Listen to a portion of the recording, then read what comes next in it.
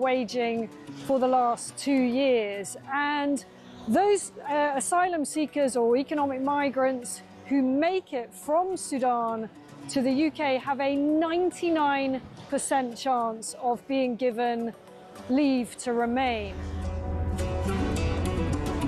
So I spent several hours talking to immigration chiefs here in Benghazi on the east side of Libya. The Libyan National Army has a very good grip on the immigration problem, albeit fighting against a huge crisis with limited resources. There is a very, very clear process of giving people proper health checks, the life-saving care that they need, and then working out where it is exactly that they've come from. Their message to the UK is that you are fueling this problem. You are effectively advertising a great new life for people from sub-Saharan Africa. They actually said, you know, what do you think happens when a guy from Sudan comes up through Libya and makes his way all the way to the UK and gets put in a luxurious hotel and provided with everything? And make no mistake, it is a perilous journey. We see it from the end point. We see the Channel crossing as the dangerous bit, but actually where these journeys begin is in the hot desert.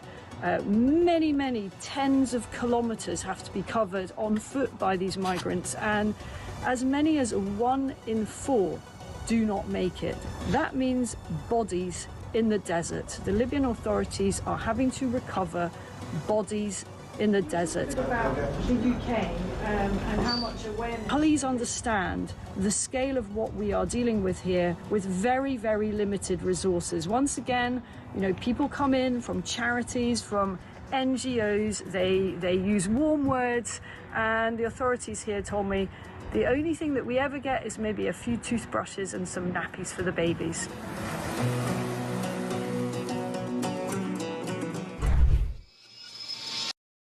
Across the UK, on DAB+, on YouTube, on your mobile, and on your side. This is Talk.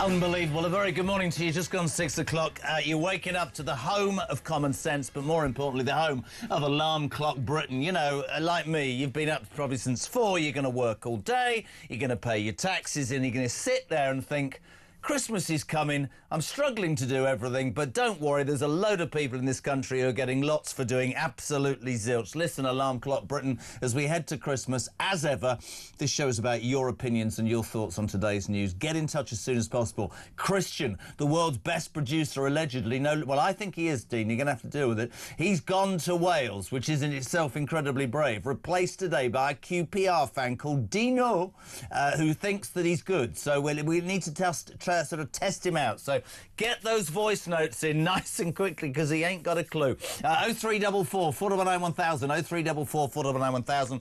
Text throughout the show your opinions wherever you're listening in the United Kingdom. 87222. Start your message with the word talk. I'm delighted straight away to be joined by a man who is to broadcasting what I am to cooking. Charlie Rowley, good morning. I wonder what that was. Political commentator, how are you? I'm very well. Thank you for having me. Nice to be here. Always. Can I just say, for Alarm Clock Britain, I thought that yesterday there was a few stories, but for me there's only one. And it centres, I'm afraid, again on our Prime Minister, Keir Starmer, who yesterday made an appearance on Loose Women. OK, I know a little bit about ITV, talk about a soft ride. He arrived at Loose Women to make this wonderful announcement. Let's just see, this is him describing a good day yesterday on Loose Women. Here we go. Hello. Welcome. It's been a while, isn't it? It has? Yes. But a good day to be here. Yeah. To be launching this. We've been waiting for you. I saw you at 10 Downing Street. I was like, what's going on? When are you coming down? I said I'd come on. Well, I think we what you wanted to actually save said it was for a that... special day. Right. This special day was to announce, and I don't deride this policy, £1 billion of government money towards, Charlie, making sure in schools and workplaces that women are treated in a better way and people learn to respect them. Yes. ... We'll forget, shall we, that yesterday, and we'll go straight to page 2 of The Sun, and I think, and I'd love to know what you think, this is one of the most disgusting things about this government, and be completely true. Reform boss, livid Farage, goes bananas at Keir. He's talking about a banana republic because, ladies and gentlemen, Keir Starmer, running scared of voters, he's accused, because he has paved the way to cancel up to 63 of the local elections across the country next May. Now, we'll remember, won't we, that they did that with about 4 and at mayoral elections, and people got very frustrated. But just explain something to me, right? How can a democratically elected government take away the democratic right of its people to vote? Presumably in May, if you look at every opinion poll, the Labour Party are going to be crucified for the failures that they've had over the last 60 months. How can he possibly take that away and sit in front of us on some stupid loose women programme and go, oh, it's a good day to announce this? That's taking away our right to protest, isn't it?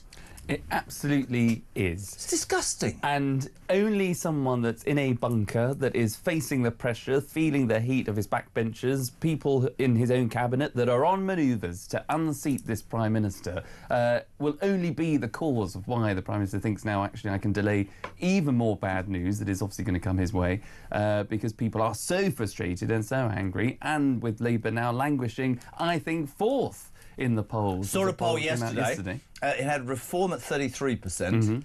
The Tories actually at 18. The Green Party, don't get me started, at 16. And Labour languishing in 4th, as you said. But let's just read this. Farage last night accused ministers of acting like a banana republic, despots over plans to cancel more local elections. The Reform leader likened ministers to dictators after Labour asked all 63 council areas due to vote in May to consider if polls should be postponed. If this happens, some councillors could serve for 7 years without facing viewers' or voters' judgment. Farage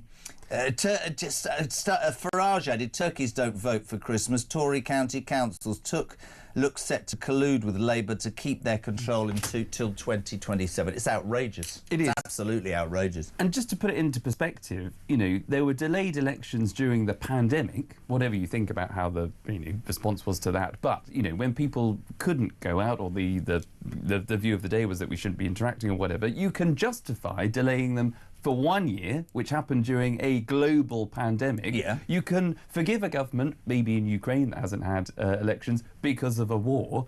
Those are probably the only 2 examples where you can understand where actually we need to postpone local government elections or even national elections. What you can't do, is year after year, where you have Keir after Keir saying that we're going to kick this into the long grass because it would just be bad news for me and Number 10 and the Labour government. So therefore, why don't we shield this election by saying we're having local government organisations, therefore it'd be far too complicated to have elections. I don't want to burst my head gasket at 6:10, but I think this is utterly disgusting.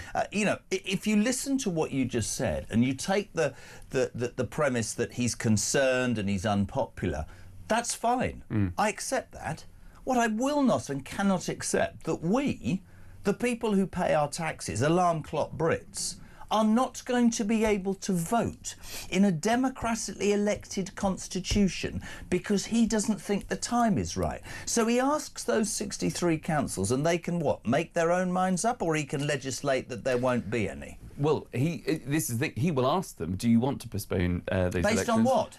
On the fact that they want to serve for the next 2 years without having to face the voter. It's disgusting. Well, you're absolutely right. I mean, the government will say, because there is this reorganisation, so we're losing some district councils, they're going to be sucked up into county level. But the point is that the government, the central government, Number 10, will ask, and the Department for Communities and Local Government will ask those local authorities, do you want to postpone or not? There'll be councils that come back and say, no, actually, we want to go ahead. But the overriding decision still lies at the Department for Communities and Local Government, and therefore has this ever, on a serious note, in your experience, you worked in government, has this ever happened before? That a government in this country has just decided that because we're going to be battered in the May local elections, we're going to cancel them? No. And No, what does it never. say to the people, by the way, who have actually sent messages to this station over the last few weeks? And I thought people are just getting too conspiratorial when they're going, at this rate, this man might cancel the general election. And you might think, what's happened to Jez this morning? Has he lost the plot? Will they go to any ends? This is outrageous. Well, it's clearly an abuse of power. I mean, Yeah, there is a just a power bit. there to delay elections, but as I say, that was brought in during the pandemic, and it just, I imagine it's still just sat on the statute book, and therefore they're now running around in Number 10 thinking, aha, we can pull this lever again, and blame it down to reorganisation because we've got the legal framework to delay local government Do you elections. think that But that's anybody in completely- Number 10 has the foresight? And I'm a genuinely serious question here. Do they not think that the average hard-working alarm clock Brit is going to be absolutely outraged by this? I am. If I want to vote in May on how I think, in effect, my government is doing, I have a damn right to vote, don't I? Otherwise, I don't live in a democracy. I live in a dictatorship. Totally. And again, it's the government of the day not recognising the importance, of democracy and the voter, but understanding, I mean, they're playing politics, basically. Number 10 are playing politics because they know... With that our it's gonna- vote. With our votes, exactly. Wow. Because local government, for all of its flaws and faults, it delivers local services. It's not just about collecting your bins or filling in your potholes. It's about making sure that actually, if you're a county council in some of these elections where they're looking to postpone for another year, that your kid is actually going to a good school. If you've got adult social care problems, if you've got social care issues, it's local government that finances so much that impacts on our day-to-day lives. The idea that you cannot exercise your democratic right to kick out or re-elect the people that are currently there is a sham. And you'd have to say, looking at it, and the reason Farage, and we're going to try him after 7, see if we can get him on the show this morning. I know he's real busy, but the reason that Nigel is utterly livid is presumably because there is no doubt in anybody's minds that Reform would make huge gains in May. They're on the front foot. They've been speaking a lot about the problems of immigration. No doubt we'll talk about that again today.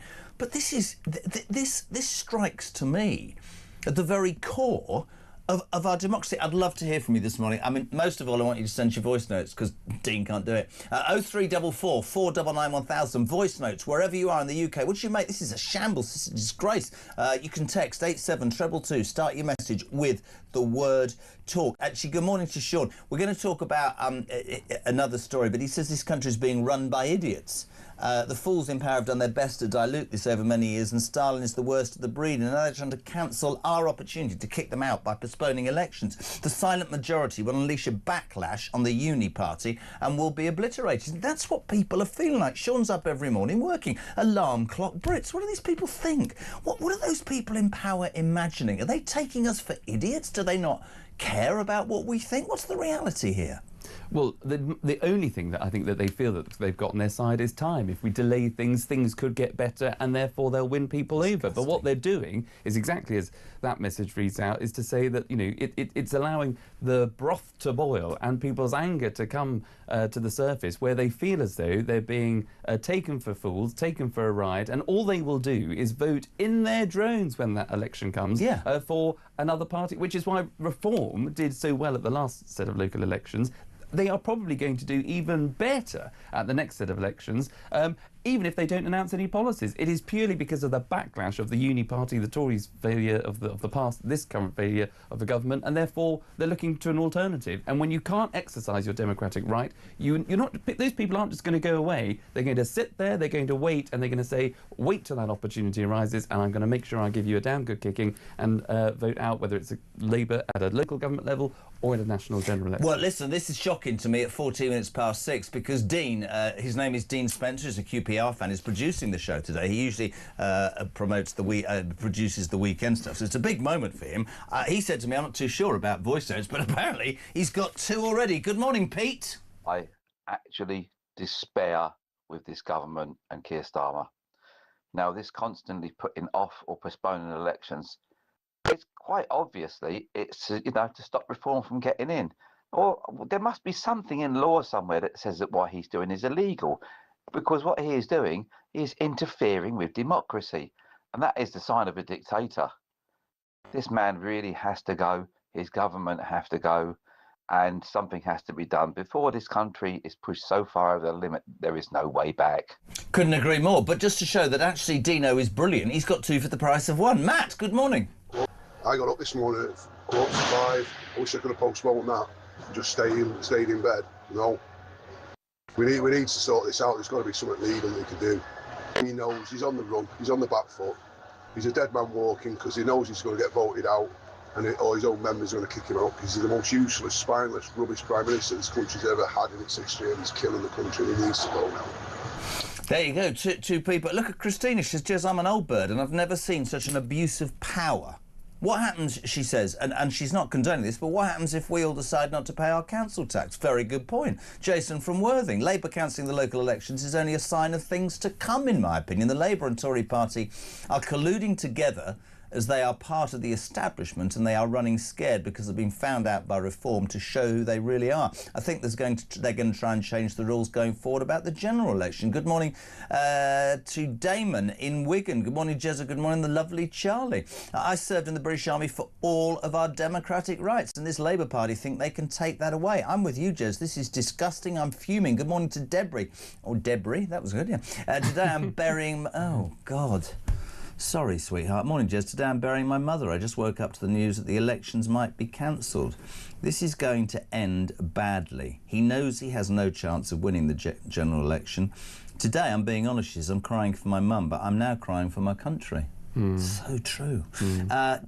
What a response straight away. Great show, Jez. We've only just started. What are the Conservatives thinking? Finally starting to cut through. Kemi doing much better. Now they're looking at cancelling elections, destroying any trust they might have. Explain to me then, are the Tories part of this collusion then? Why are people saying that? This is a government policy, isn't it? It is, and Kemi, I think, came out yesterday to say that she would not support the cancelling of elections. She wants them to go ahead. The only challenge is, obviously, if you have a local council run by a Tory group who do want to postpone elections, why they would, I don't know, but there might be some councils out there that do want to but you see, that would be the issue that the Tories face. And I interviewed Kemi the other day and I was pleasantly surprised, but this is what if it was me, I would absolutely, if I was the Tory party leader, I would be making absolutely damn sure that any Tory councils stood, even if they are booted out, because this is a moment to score points against a man who is blatantly running scared. We'll speak more about her. Margaret's in Birmingham. JK and Charlie Starmer now has to be held to account. This is treating us with utter contempt. He knows he's useless. He knows he's the worst PM in history, but he does not give a toss. Now, she makes a point that a lot of people are making. King Charles. Are we going to get to a point where the King needs to jump in? Because this is undemocratic. That's never going to happen because you and I know it's a constitutional monarchy. But I just, the contempt. I mean, this man is I don't think I've ever seen such a feeble atmosphere amongst the press and amongst people about somebody. And I've seen quite a lot. Yeah, no, you're absolutely right. And look, you know, your listeners and viewers might be aware by now the mechanisms by which you'd be able to unseat a Tory Prime Minister through the 1922 committee. A percentage of MPs have to put in letters of vote no confidence, and that triggers a vote, and therefore they might win, they might lose, then they lose their job or they stay in power. There isn't such a mechanism within the Labour Party, so it will have to be cabinet ministers actually standing up to the Prime Minister, say enough is enough.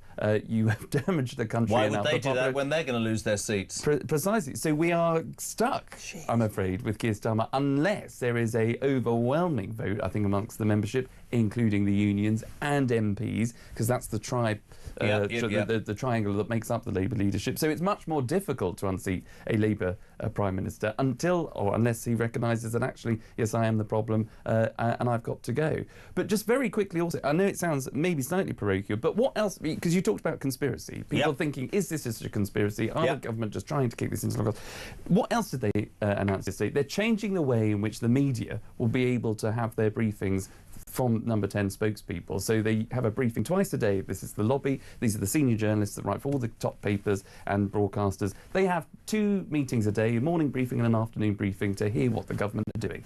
They're cancelling, the government put out yesterday that they are cancelling the afternoon briefing. So there is less contact, less transparency between the media and Number 10. Are they really? They are, exactly. And on top of that, Number 10 are floating the idea that immediately after whatever elections take place in May, they will have a King's speech. So they're wheeling in the King to shore up the Prime Minister on what is expected to be a terrible set of local election results. the ones they that happen. if they actually go ahead, and by wheeling in the King to announce a new parliamentary session where he will announce a set of policies that shores up Keir Starmer's. So the idea that you think it's a conspiracy, it is, because they're cancelling elections, they're cancelling briefings with the media, and they're trying to get the King involved to shore up one man's position. We've been very honest on this show, and we've asked the Labour Party to come on for as long as I can remember, and that would say, listen to me, I'm happy to put both sides, but at the moment they don't want to do that. That might make sense to them. They're now going to cancel the afternoon briefing. My God, Dean Spencer, QPR fan and producer for one day only, he said earlier on, I can't do voice notes. He's gone barking mad. Morning, Laura. Morning, Jeremy. I'm very concerned about these cancellations of local elections, all because the timing isn't right. What happens when we get to the next general election? Is the timing not going to be right then? I'm sorry, but we need mass disobedience. If in all those councils where local elections are being cancelled, then we need to start cancelling our council tax. And if we did that en masse, then it would collapse the system. If they're not allowing us our democratic right to vote, then I'm sorry, they're undemocratic. Thank you, Jeremy. Have a lovely day. Yeah, lovely, I will. I can't condone any disobedience, but Tony from Enfield says in all the areas where elections are being cancelled, people should withhold their council tax. No taxation without representation. You can understand people's anger. I don't think I've ever seen them so angry. The fact of the matter is, our democratic right is being taken away. If you're waking up at 6:21 on a Friday morning ahead of Christmas, you're waking up to the news that there are livid people led by Farage all over this country, including me, because yesterday our Prime Minister, in a rather soft appearance on Loose Women, quietly it was announced that he's asked all 63 councils across the United Kingdom, people, you know, the ones that charge you extortionate council tax for what seems like a continually depreciating quality of local service, would you like to cancel the elections?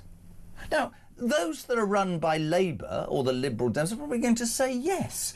And people are up in arms, led by Farage, saying this is our democratic right. You know you're going to be absolutely slaughtered at the polls and you're taking that away. Are we living in a dictatorship? Love your response to this morning. 0344 499 1000. Jason's in Pompey. Morning, Jez. The longer Labour delay, the more angry we will get. And we will punish them, believe me, at the ballot box. The political shift is coming. They can run and try and hide. But we, he says, Jason in Pompey, whatever they do, will put Nigel Farage in number 10, whether it's tomorrow or in 3 years' time. Starmer can't get away with this. Right, Talk Breakfast, Vatican 3.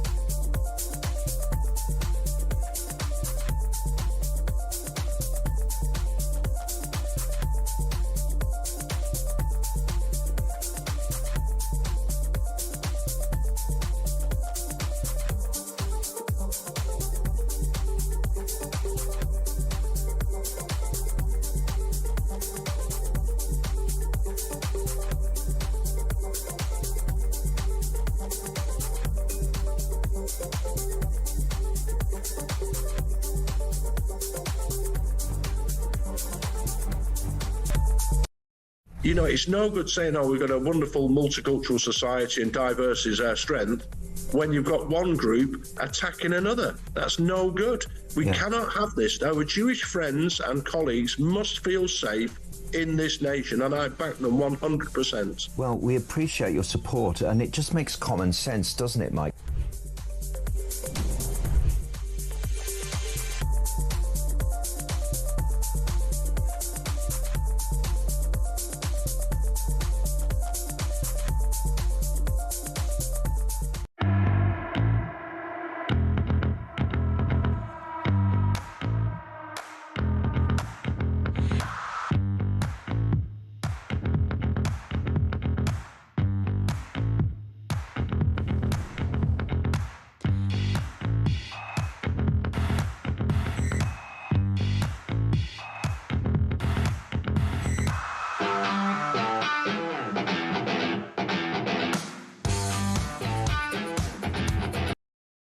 Across the UK, on DAB+, on YouTube, on your mobile, and on your side. This is Talk. Hey, very good morning to you. 6:25. We're live across the United Kingdom. What is it? 6 days to Christmas, 6 sleeps. My beautiful children, Oliver and Iris, are already up and they're watching. Morning, I'll be back and we're driving home for Christmas. Christmas is coming, right? Christmas is on its way. But before that, I am actually genuinely raging, and I know my father-in-law who'll be watching this will be absolutely raging. You're waking up to the news, front of the Daily Mail. Labour's running scared of voters. Yesterday, Sir Keir Starmer contacts the 63 councils across the United Kingdom and says, do you want to postpone the local elections?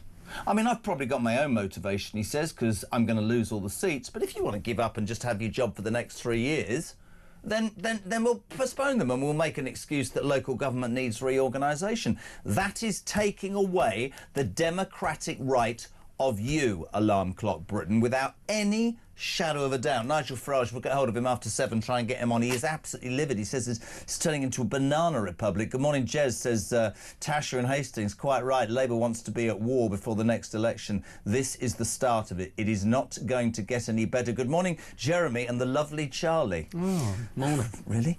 Margaret's in Tunisia. Oh, lucky you. I thought the UK was a democracy. Under this current government, it's becoming more like a dictatorship. I can only see our rights being taken away. Surely there is some mechanism for them to be... I don't think there is. Sean's in Bradwell. Do you know where Bradwell is? I don't. See, I never know whether that means it's Sean Bradwell or Sean in Bradwell. Morning, JK. If they dare cancel my vote again, I've written to my local MP, Rupert Lowe, stating that if they dare cancel it again, I won't be paying my council tax. Many of you saying this. I'm not going to condone you not paying your council tax. Linda from Deal. Morning, Jeremy and the lovely Charlie. What is this? This is absolutely disgusting. Who does this man think he is? We have a right to vote for what is best for us and our country. Starmer is taking away our human rights, which is quite ironic, and he can't be allowed to get away with this. If him and his government weren't so crap, he wouldn't have to worry, would he? It's very interesting, though, human rights, when you consider that's what he's all about. Morning, Jeremy and the lovely Charlie, says Michelle in Altrincham. What is wrong with you, Alarm Clock Britain?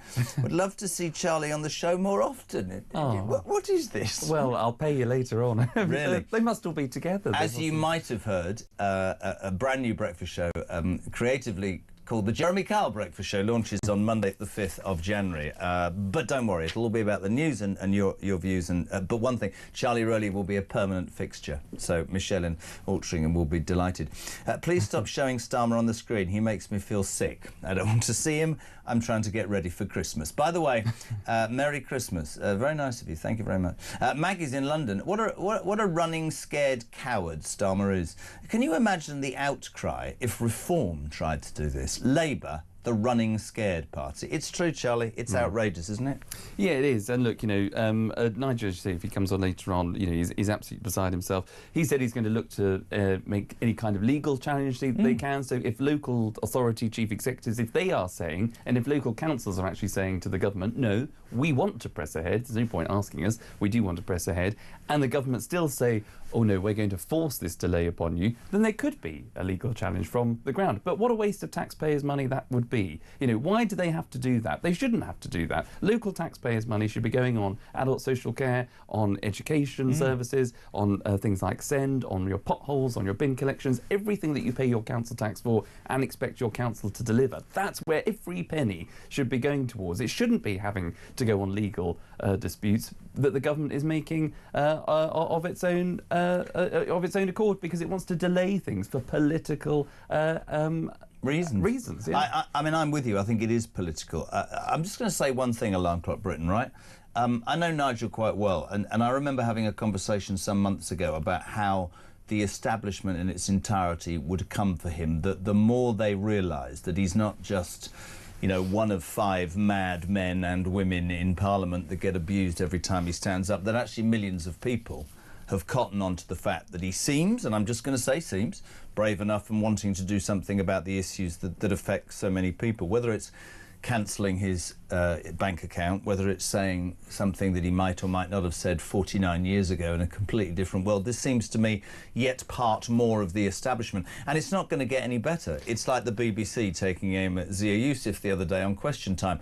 I think the whole point is, if the establishment is so narrow-minded that it can't see that there is an increasing will amongst the British people, and it might well be Nigel Farage, it might well be, if I can't mention that name's man, the breast enlarger, Polanski. It's not going to be Ed Davey because he's an even bigger Egypt. But if it is somebody like Nigel who's getting traction, he's getting traction because he's talking about the things that people matter. And I like that text that says, keep doing this to us. Keep doing it, because what will happen in the end, you will suffer when you do allow us to vote. But allow us to vote. So, right, Adrian, good morning. Today I find that the first thing I see is elections are cancelled, and it's crazy, completely crazy. It can't be going on. And although it may be legal or illegal, I'm sure that Mr. Starmer, with all his warmongering, telling us we're all going to war, we need to be on a full war footing, that if he doesn't get this through, this cancellation of elections, he will say that we're at war or declare war, and then withdraw any elections under an emergency act. Is that the next move, that we just don't get a general election? Is that what it is? It's really interesting. We had several texts saying that, you know, is he now going to get closer to Ukraine war so he can say that? I can't even believe I'm having these conversations, but this is real, Charlie, isn't it? It's in every newspaper this morning. Labour running scared of you, Alarm Clock Brit. They're going to cancel the local elections. Totally. And it's so blatantly obvious. It's, you know, there isn't any justification for it. And, you know, to go back to your point earlier on, you know, if you're sitting in number 10 now, if you are a political strategist, if you are a Labour one, there are only 2 options that I think you've got. You either have to pursue a route where you hug reform close, you don't go on the attack because you actually want people in those red wall areas, those traditional red wall seats, people that voted Labour all their lives, switched to the Tories, that was a disaster, they went back to Labour, but they're now looking for someone that wanted to deliver Brexit, wanted to make sure every pound and penny that it can be spent in the UK is spent on their communities that have been for far too long overlooked and left behind. That was the whole point of levelling up. That's why Boris was elected, didn't deliver it, but you know that's the kind of person somebody wants. So, and Reform are doing a lot of that stuff. They're saying a lot of good things. That's why they're so ahead in the polls. So if you're a Labour strategist, you either hug Reform close, you don't necessarily attack them, or you go completely tonto and you say to the electorate, no, actually they are the opposition, they are really terrible people, we're going to throw as much mud as we possibly can. And that's obviously what they've decided to do. The problem with that is you've only got to look at what happened in the US. You've only got to look at what happened to Donald Trump when the establishment, the mainstream media, anybody under the sun wanted to take down this guy for all kinds of reasons and smear campaigns and all the rest. It only emboldened his base. It emboldened his supporters.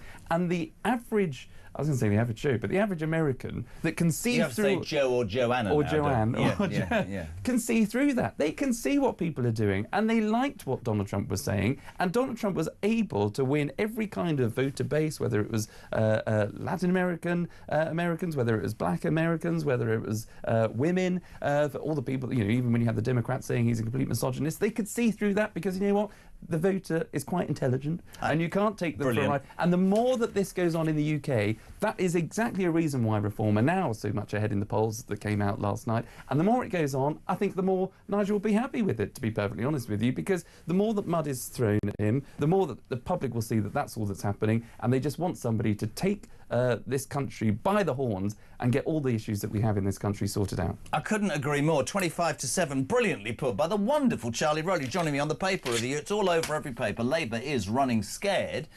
Keir Starmer intimating yesterday that 63 councils, all of them across the UK, can and probably will cancel local elections. This means you won't be able to vote to get rid of whatever council you're not impressed with for another 3 years. This is an absolute political play. Brad was in Norfolk, by the way, because Leslie's been on. OK, did you know that? I didn't, no. She says, morning, the lovely morning, Charlie and the lovely Jeremy. Come on. There you go. I'm utterly disgusted with this government. I just can't believe this is all happening. Good morning to you, Leslie, and happy Christmas, Linda. And the lovely Charlie again. Wow. The irony, a human rights lawyer taking away British people's human right to vote. It's interesting. This is weird. I wish you a very Merry Christmas, lovely Charlie and Jez and the people of Great Britain. Please fight for your beautiful country. Europe in general is going through real madness. Sending love from Poland. We have craziness here. I read a story last week that said 100,000 Poles who came to England several years ago to make a life are so disillusioned they're going back to Poland. Maybe we should all go to Poland. Well, I think if you look at, actually, I might be wrong, so I'm stand corrected, but if you look at some of the crime levels in Poland, they're far lower than what you get in, for example, London at the minute.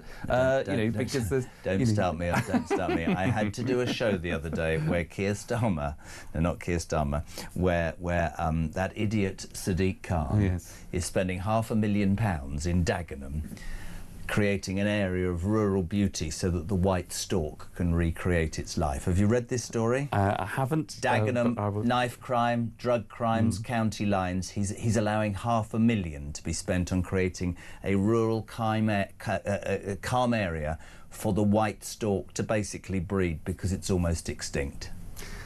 I honestly, you think I'm making this up? This is genuinely true. And just to get you in the mood for a Friday, the Labour Party is trying to stop you from voting. And after the break, this is a shocking story. Small boat crossings, you know they were going to cancel them, weren't they? They've soared. We've reached 40,000 on the migrant tracker. 63,000 have arrived since he became Prime Minister, but 40,000 this year. And I've got a fantastic example about a man who committed a heinous crime and is a convicted criminal and was supposed to be deported 2 years ago, but he's still here. And do you know why? Because he's got a daughter, and the judge felt that if he didn't see her, it would be unfair to the child. The head's going. Back in 3.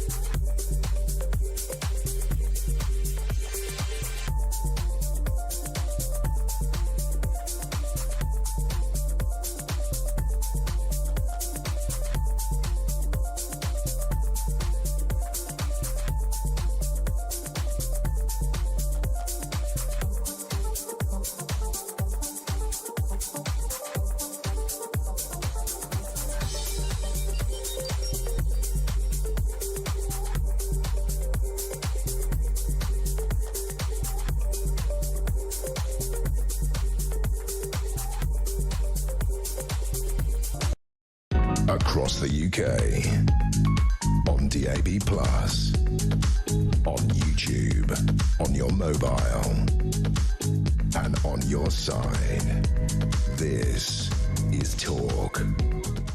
A very good morning to you. 20 to 7, we're live across the UK. Here's a rule: if you're trying to do a breakfast show, don't eat a crumbly biscuit during an ad break, because then, when you come back, you're going to choke. But the legend, the lovely Charlie Rowley, the ladies' man, is here. We have a tracker on the breakfast show. I think it's 60,000+ have already come illegally into this country since Sir Keir Starmer was inducted. Yes, 63,889 have come into this country illegally since he became Prime Minister. Today, small boat crossings have soared past 40,647 for this year only. We've talked incessantly about stopping the small boats, about how soft we are, how the pull of Great Britain. And what I want to take aim at today, and I make no apology for this, is some of these judges are a bloody disgrace. I don't know how these people are allowed to make decisions. And Charlie Rowley's got a great angle on this story. There's a story that a convicted Lithuanian criminal, was allowed to stay in the UK so he could develop a relationship with his estranged daughter. Atorius Pielikis, I don't know, has lived in the UK for 15 years, but was ordered to be deported after being jailed for almost 2 years for a violent assault, a string of violent offences. He, ladies and gentlemen, appealed his deportation order at an immigration tribunal after he argued that it was paramount that he stayed here so that his teenage daughter didn't miss out. And so he's staying. He's an illegal, he's a foreign criminal, and he's staying. But you've got some really interesting news as to why our court system's on its backside. Well, absolutely, because that story in itself, where a decision has been made that someone should not be allowed to stay in the country, that should be it. But in a successful appeal on the back of this man claiming that he wants to have a successful relationship with his daughter has blocked him. That is the story. So she does not want contact anything with to do her with him. Father. Exactly. She doesn't want social media. She doesn't want the contact. She has made that decision.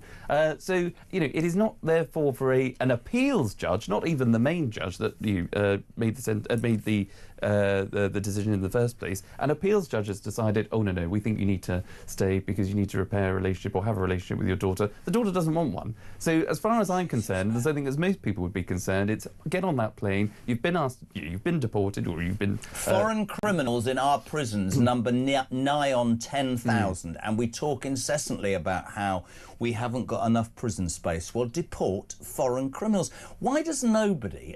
but again, we go to presumably what people genuinely in the establishment care about. Why does nobody go, right, so they've committed crimes, they're not from this country, they're costing us a packet, it means we can't carry out real justice amongst our own people, and more importantly and disgustingly in my mind, they'll find any excuse, whether it's the ECHR, or they'll say, I'm Christian, or I'm gay, or I've got married, or I want to... It's ludicrous again. I hate the fact that I use that word so often, but it's so bad, isn't it? Well, totally. And look, you talked about the figure of 60,000 now coming into the UK illegally under this Prime Minister's watch. Your listeners and viewers will remember back in the Tory days, it was stop the boats, stop the boats, stop the boats. Yep. Under this government, it was smash the gangs, smash the gangs. They've now come up with that one in, one out system. My God, it's not one in, one out at all. It's sort of, one in and 500,000 in. Yes. No, one in. Sorry, one out. And Exactly. It doesn't work. And I just wish, you're absolutely right, people in government, sometimes politicians have got to make decisions, and you can be surrounded by all the advice and maybe get some lawyers that come in and say, Prime Minister, you can't do that, you can't possibly get those planes off the ground because there'll be legal challenge left, right and centre and you could be liable. You know what, it just takes somebody to say, I don't care. There is a deportation order for this amount of people, get them on that plane will take off into the skies, and if it were Rwanda still, if that was still around, then people would be on a plane, they would have landed in Rwanda. You know what I'd do, they would be out of this country. You've heard what I would do, and even Nigel, I think, thinks this is a bit outrageous. I would recondition at huge expense an enormous Cunard liner that was going out of service. I would put, this isn't the Bibby Stockholm for those critics of this next, it's what I genuinely believe. I put it in the Channel. I put the Royal Navy in the Channel. I wouldn't allow anybody on an illegal boat to set foot in my country. They would be picked up by the Navy and put on that boat. They would be, 1,000,000% within 24 hours, they would be processed by a crack team that would be trained, 2,000 people. If genuinely you have a right, I will welcome you with open arms and lay out a red carpet. If not, you're not setting foot in my country. You're going to a deportation centre that won't be nice. It'll be a retention centre. It might be, no disrespect to the Orkney Islands, but it's not going to be 4-star. Because very quickly in my mind, Charlie, that would send a really strong message back to the people that know that we're a soft touch. Actually, do you know what? You're not setting foot in there. You're going to be in a detention centre and then you're going to be deported. I have no idea why successive governments get stuck on this human rights debacle, because here's the thing. We're talking about our Prime Minister cancelling elections this morning. What about our human rights? What about the United Kingdom alarm clock Brits' right to say, do you know what? Got up this morning, working, paying my tax, living within the confines of the law. I'm going to buy my kids some Christmas presents. Tony, you're going to be screwed, but you can come here and commit a crime and come up with some odious little excuse and stay, or you can come here and actually end up being treated better, sorry to say it again, peeps, than the indigenous population. It's disgraceful. Don't care. Well, you're totally right. Look, you had a text message from a veteran earlier on who, you know, has given his life basically for this country, that has signed up to defend it because he thinks it's a great country and would defend it, no doubt, again. People will be asking themselves, what have we left to defend today? What is the point? If you've got veterans, people that have paid into the system all of their life, that have put their lives on this line for this country, are now sleeping rough. Yeah. You know, if we can't give hotel rooms for those people that have actually put on that uniform to defend our freedoms that we all enjoy today, including this conversation, free speech and defending all of our freedoms, what's the point? Who do we stand up for as a country? And look, you know, to your point about people that do come into the country illegally, or however you can sort of get hold of them, 24 hours is sufficient.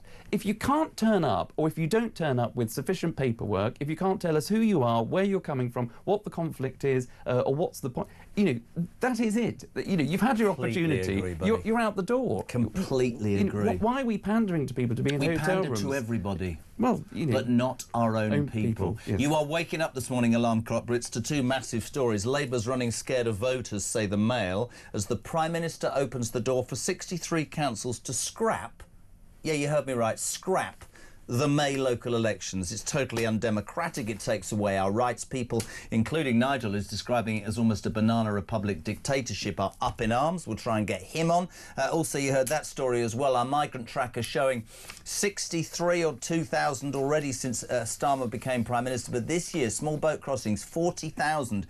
And these criminals, this Lithuanian is just an example. I need to stay in England to repair my relationship with my daughter. She doesn't want anything to do with you. She's blocked you, you total... But he's going to stay, but everybody else will get screwed. I'm going to ignore Dino because next I want to concentrate on a story that I think is genius. Kemi Badenoch yesterday saying that sexism classes, because under Labour we've got to teach boys to respect women. I'm not against that, before you jump at me, are a distraction. She says British boys should be taught that at home. What we should be doing is dealing with migrants who bring themselves to this country, pretend to be kids and are carrying out attacks on our young women, and we've got no control over it. This is Talk Breakfast.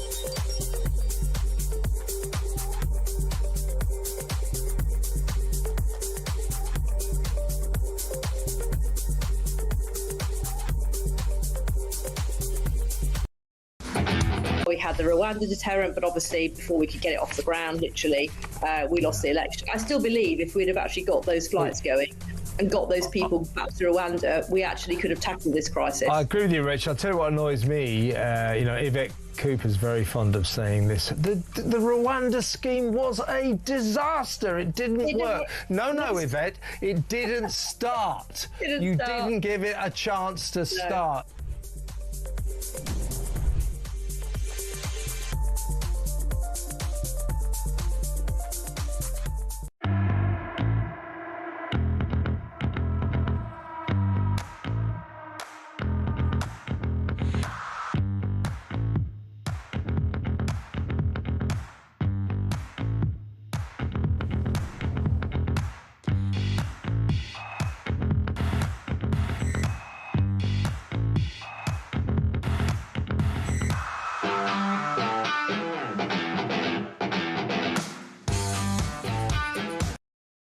Across the UK, on DAB+, on YouTube, on your mobile, and on your side.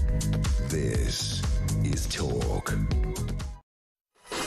Talk at Christmas, show us your baubles. 9 minutes to 7, a very good morning. This is Jeremy Kyle, live and exclusive across the UK on the home of Common Sense and also the home of Alarm Clock Britain. The wonderful, lovely Charlie Rowley is with me. I want to touch upon this from Badenoch. Don't forget you're waking up to that story that Starmer doesn't want you to vote anymore. Just because people are so angry. Oh, God. Hello, Jane. Morning, Jeremy, and the gorgeous Charlie. Ooh. Things are looking There has up. to be a way to get this dictator out. Any idea, lovely Charlie? Seriously, it's getting stupid now. Hello, Jackie. Good morning, Jez, and the lovely Joe. What is going on? When Labour won this huge majority, I told my husband that we would never get them out. I hope that I was wrong. However, keep going, Talk, on our behalf. You speak sense for the nation. Mix in Gillingham, or it could be Gillingham. Depends. 2 different places. Morning, Jez. The 3 words. Starmer is finished. At least it wasn't Rowley is lovely. Louise is in Ipswich. Good morning, Jeremy, and the lovely Charlie. Honestly, God. Surely everyone now realises that Starmer is going to postpone the next general election. We must stop this dictatorial behaviour. But how? Barry. Morning, Jez. Didn't mention you. If the council elections are cancelled, what will the British people do? They will just lay down and take it. Only non-compliance will get rid of this government. Can't condone that, but understand people's frustrations. I interviewed your old party's leader last week and was pleasantly surprised. I think the problem for Kemi Badenoch is that she still has a party that doesn't know its left from its right. I think she's probably quite forceful and seems to be finding some form. But overnight she said something that I absolutely agree with. Again, Alarm Clock Brits, love to know what you make of this. Badenoch says that Labour must stop migrants coming to UK primarily from cultures that don't respect women, instead of focusing on the adolescence drama. Labour has a plan, you see, to teach schoolboys to respect women and girls, and Badenoch says this is a complete distraction from the real issues. She said that if the government was to actually halt the surge, if it wants to halt the surge of misogyny in the UK, it must focus on immigration from cultures that don't respect women. I completely agree. That's what he did. He went on Loose Women yesterday and he announced this, we're going to deal with misogyny. Now, tell me if I'm old-fashioned, tell me if I'm wrong. That's what my parents taught me. It's not for a school to teach a young man how to treat women. It's your dad that does that, or your mother, isn't it? Am I right or wrong? You're 100% correct. Just as it's the responsibility of parents to teach their kids how to brush their teeth, Absolutely. or be potty trained before they go to school, Completely which we're agree. seeing a number of kids that aren't able to do that. That is down to the parents and the parents alone. And what really bothers me actually about this is that, look, there are so many issues on the side, this argument about misogyny, and of course there is an increase against violence against women and girls, which is abhorrent. which is absolutely abhorrent. How much of that is conducted by foreign nationals or people of different cultures, as Kemi would put it, that come into the country, that have a particular view, religious or otherwise, that they should dictate to women what they should wear, that you can marry off a teenage girl to a very, very older man in a particular faith. That is not Western values. That is certainly not British values. But we've allowed that to become the norm in some communities in our country, and that is absolutely, that's totally wrong. But when Jess Phillips says the weight of the government will be behind this new approach to teaching, anti-misogynistic classes in schools, why is the weight of the government not against a national inquiry when it came to the rape gangs and the grooming scandals, right? She was nowhere to be seen. She didn't want one. Completely agree with you. So, but it plays into the idea that for too long, and I understand the problem, of course there is, an issue with violence against women and girls that needs to be tackled. Of course. But if you spend 30 years basically telling men that you are the problem, you are the problem, you are the problem, where you have from primary school into early secondary school years not a single male teacher in the classroom that is a role model for young men, and you're dictated to by, I'm afraid, women that tell you you're going to be the problem when you grow up, and you have your teacher now trying to tell you, oh, this is how you treat women properly, or someone from the outside world, when actually you've got on the flip side of social media, which is now a huge problem, people like Andrew Tate wearing a fancy wash, a flash car to say to young men, you could be like me if only you follow my kind of path. That's why boys and young men do, I'm afraid, go down the wrong road, because they don't have the role models in society. They don't have the men in the classroom that they need to have to give them those structures. The guidance. And parents, you're absolutely right. That is the problem here. But it is not for now a government to come in and say, oh, well, the full weight of us will be behind this new I am with you. It is not fair to say that every foreign criminal or all the problems about misogyny against women are down to illegal migrants, but there are a number. But this issue, you're so right. I've said this until I'm blue in the face. Where was Jess Phillips and all those female commentators, the ones I won't name, but everybody knows who I'm talking about, who quite rightly, with my support, went years talking about women's rights and how stalking was wrong and how abusing women in the workplace was wrong and not allowing equality was wrong. But when an illegal migrant rapes a girl on Bournemouth Beach near where I live on 14 and the judge lets him off because he's traumatised, let's sod the victim. When you hear about that poor girl dragged into the bushes with those 2 young Afghans that went to jail, I don't hear one of those women, led by Jess Phillips, talking about the PTSD those young girls will suffer. And I get people will say, it's not all of that, I completely get it. But respect to women, I've told this story so many times, even Sam's going to fall asleep. Here, in the lift, News Corps, 17th to 1st floor 3 months ago, a woman, me, get to the bottom, say, after you, looks at me and goes, why, because I'm a woman? I thought, Jesus Christ, you can believe what you think, but that's what my dad taught me, and I'm going to open the door, let you go first, even if you laugh in my face. That is for me to teach my son, not the government or school. I'll teach Oliver and Henry that you treat a woman respectfully. What's wrong with that? Exactly. She's so right on this, Badenoch. Get your house in order, Keir Starmer. Don't pitch up on loose women talking about we're spending £1 billion on misogyny. I'll tell you what you need to pitch up on loose women and talk about, right, is how you're denying people the vote in local elections, how you allow people to stay in this country for the most hideously ridiculous decisions because you're terrified of dealing with migration because you think it will affect your vote at the next general election if you allow us to have one. Would that be a good summing up? Perfect. And look, you're absolutely right, absolutely right. And all of the issues that we're talking about today, all roads lead back to number 10, it seems to me. And all the roads lead back to this government that just hasn't got a strategy, that doesn't know what it's doing, that doesn't know its left arm from its right arm. It's arse from its elbow. And it doesn't know what it stands for. One more quick voice note on the local elections. Boz, good morning. It's an utter disgrace what Starmer and this Labour Party are doing. Absolutely. If they know they're going to lose, they postpone it and they put it back and they put it back and they put it back. It's corruption at the bloody highest level. Oh, it's dreadful, just the thought of it. I thought by May we'd see a few changes, put them under pressure. They're going to put it for another 2 years. And you look at them, they don't give a crap about this country. None of them do. They're all in for themselves. They've got to get rid. They're hated so much, it's unbelievable. There we go, nailed. Can I just say you're on fire? Lovely, lovely Charlie Rowley this morning. And as I said, brand new breakfast show from Monday the 5th of January, and Charlie will be a permanent fixture. We wish you a very happy Christmas. Merry Christmas to you and all your listeners, and all those lovely listeners. Yes, hope your stocking is filled. Thank you very much indeed. Right, we're heading to the news at 7. 0344 499 1000 for your calls and voice notes, 87222 with the word talk for your texts. Out of the 7 o'clock news, Peter Blexley, former Met police detective, will have his say on everything in the news. That is a promise. But the news at 7 on Talk Breakfast is next.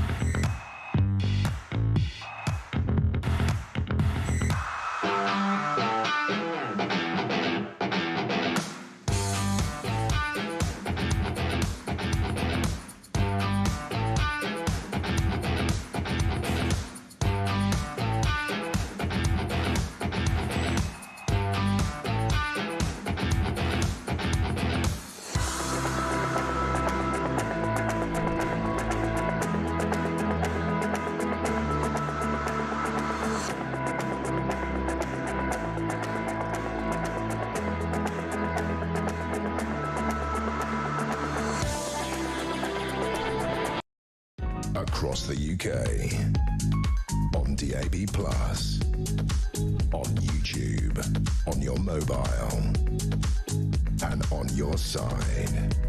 This is Talk.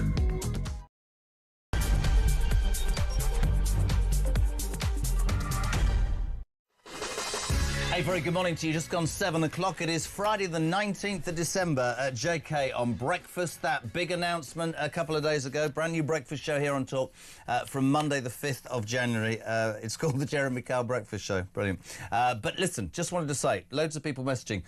It will be about you. Alarm Clock Britain. It will be about your views and your opinions on the news of the day. That is the most important thing. This talk is where the nation comes to talk, where common sense, we hope, prevails. Don't forget the new Talk app, by the way. If you haven't got it, download it right now. You can take us with you wherever you're going.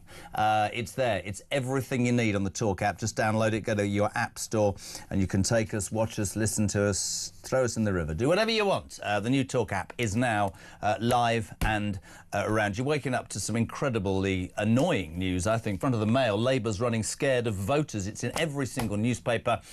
Keir Starmer popped up yesterday on Loose Women for a pretty insipid performance where he wanted to talk about how he's providing £1 billion to deal with misogyny in schools. By the way, before anybody has a go, completely against misogyny. What he didn't mention was that he's also written to 63 councils saying, would you like to postpone the May elections? I mean, let's not have them. You could serve for another 3 years. I won't be able to be, slagged off by the British people.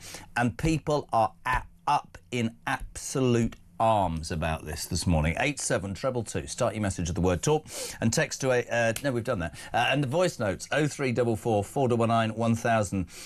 There's loads to talk to this man about, but I know as a patriot, as a man who cares about this country, he is going to be foaming at the mouth. Former Met police detective Peter Blexley in the dark. Good, yeah, I can see. How bad is this, PB? I think this is dreadful. Well, it's utterly undemocratic. Now, last night I had the great pleasure of being surrounded by local councillors. I've come up to Lancashire to address a meeting of reform people. And these councillors are genuinely concerned, and prospective councillors, democracy just being cancelled at the stroke of a pen. And this is Starmer behaving more autocratically and more like a dictator than an elected British Prime Minister.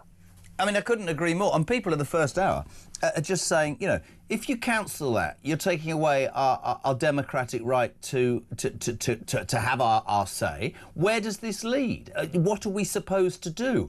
If he's that tone deaf to what the country is thinking, what will he do next to cling hold of power? I mean, as I said, he pitched up. Let me just play this, because, I mean, it's nothing important, but I just want to play. This is Keir Starmer, a man who, frankly, is presiding over a country who won't let us vote, right?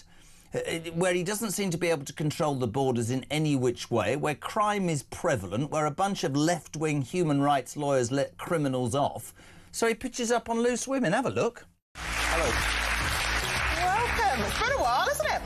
It has? Yes. But a good day to be here. Yeah. To be launching this. We've been waiting for you. I saw you at 10 Downing Street. I was like, what's going on? When are you coming down? I said I'd come on. Well, I think we what you wanted to actually save said it was for a that... special day. Right. A special day, Peter Blexley. Forget all the problems in the world. A special day. I think that this is going to utterly backfire. But people are saying, like, we have to pay our council tax or we get into trouble. We have to do this. We have to do everything legally. And this guy, the irony of a human rights lawyer, could take away our human rights. And what? We can't do anything about it? Well, first of all, if you're a misogynist, you're a moron. But why do they have to launch it? My question is, where's the parenting, by the way? Oh, we'll get on to that. You're with me on that, yeah. You're with me on that. But he's cancelling democracy. He is running scared. He knows that if these May elections were to be the equivalent of mid-term elections in the United States, he's going to get spanked. His party is going to get wiped out. And that is what he's terrified of.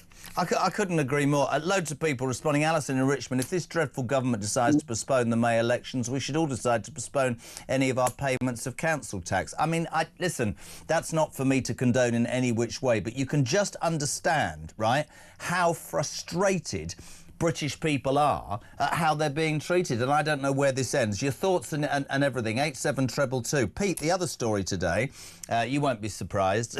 Watch Peter Blexley's face. 63,000, the migrant tracker says, people have been able to come into this country illegally since Keir Starmer became Prime Minister, and today we discover 40,000 this year alone. The reason I wanted to throw it out again is because yet again we have the unedifying view of so many who seem to be able to come up with any excuse. A convicted Lithuanian criminal, Peter Blexley, who'd committed, was given 2 years for violent assault, was allowed to stay in the UK so that he could develop a relationship with his estranged daughter.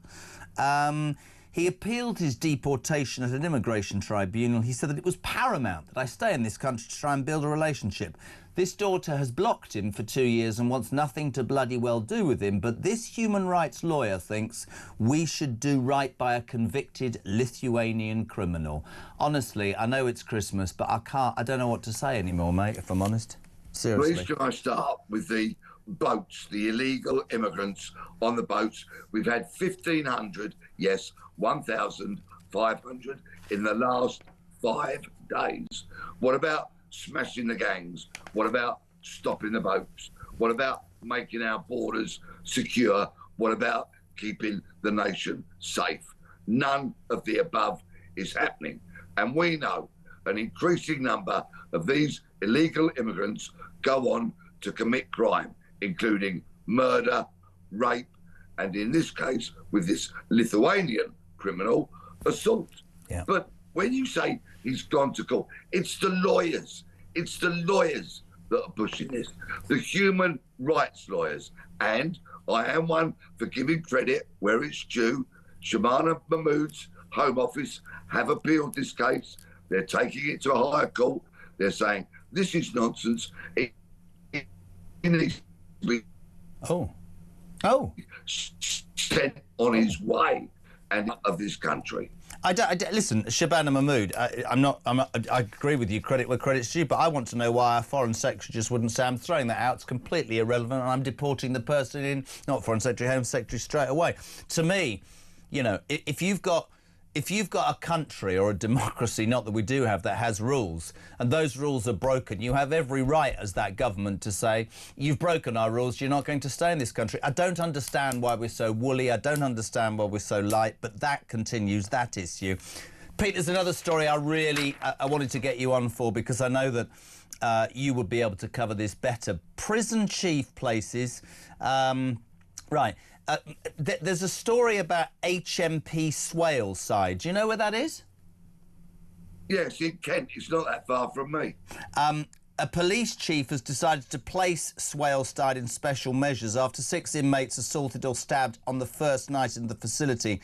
There is widespread belief that Muslim gangs have gained unchecked control of one of the most drug-ridden, violent prisons in Britain. Prisoners are making knives in the jail, drones are bringing in weapons and drugs, and inmates are regularly assaulting staff and each other. Charlie Taylor, HM Chief Inspector of Prison, says that Swaleside is dirty, dangerous, rife with drugs, and has a pervasive sense of despair. This forces Calamity Malley, to draw up an emergency action plan. He said, it's the worst jail I've seen in 5 years of my tenure. That doesn't say much, does it, to be perfectly honest? Muslim gangs controlling our prisons. Fact, by the way, before people get arsey. Yes, absolutely. And the minute, what's really worrying is that prisoners, when they go to Swaleside for the first time, they are forced to comply with the behaviour and the beliefs of these gangs, or they get seriously assaulted. It is absolutely rife with spice, the drug spice, and the prisoners have taken over. Charlie Taylor, 5 years he's spent going round prisons day in, day out. He's seen it all, and he said, this is the worst in the land. This is the situation we've got to with our criminal justice system. The streets aren't safe, the CPS aren't functioning properly, the courts barely sit, and they've got leaking roofs, rubbish IT.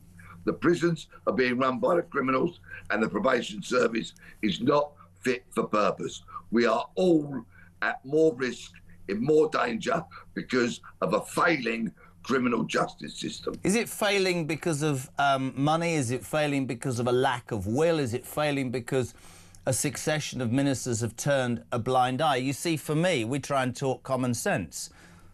How would you sort this out quickly if you were in charge of this? What would you do? Well, so many of our public services have been captured by a flaky left-wing ideology in recent decades. We need to bring the pendulum back so that common sense reigns throughout the criminal justice system like it does on your station.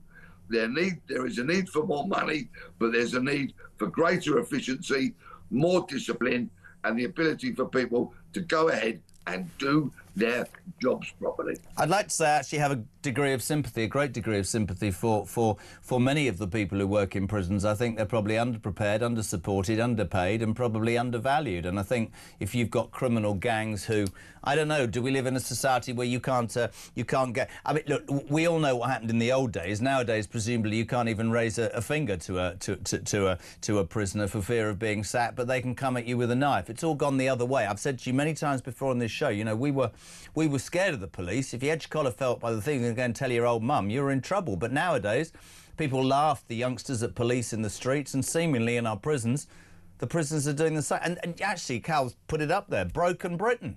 You know, Muslim gangs taking control of drug trades in certain prisons, knives on the crime, knives on the streets, people coming in illegally.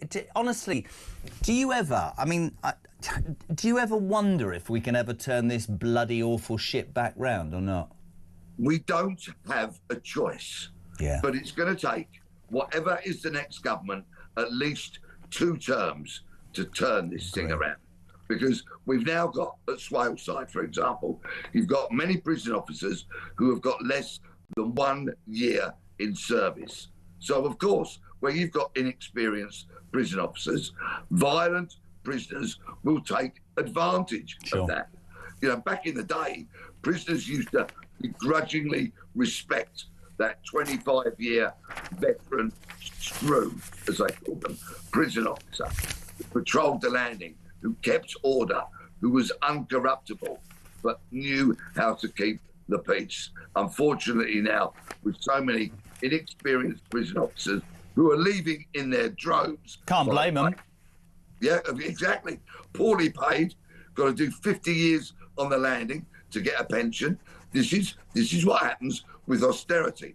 This is what happens when you treat very important public service jobs like something on the bottom of a politician's shoe. I couldn't agree more. I really couldn't agree more. I know how busy you are in Lancashire for reform. You got your tour starting up. There's one other story that I know. I've got 6 kids, you've got 3 boys, and I know that you and I, without even asking, you will see this in exactly the same way. Overnight, Badenoch, who seems to have risen a head above the parapet and done reasonably better in the last few weeks. Tory leader says that Labour should concentrate on stopping migrants coming into the UK from cultures that don't respect women instead of focusing on adolescence drama. Because yesterday, on he went on to Loose Women, Starmer, to announce a £1 billion plan to teach schoolboys to respect women and girls. She says that's a distraction from the real issues, and like me, thinks that, like you and me, against misogyny, disgusting. But I would have thought that parents at home should be teaching their young men how to treat a woman, Peter Bleksley. Am I right or wrong?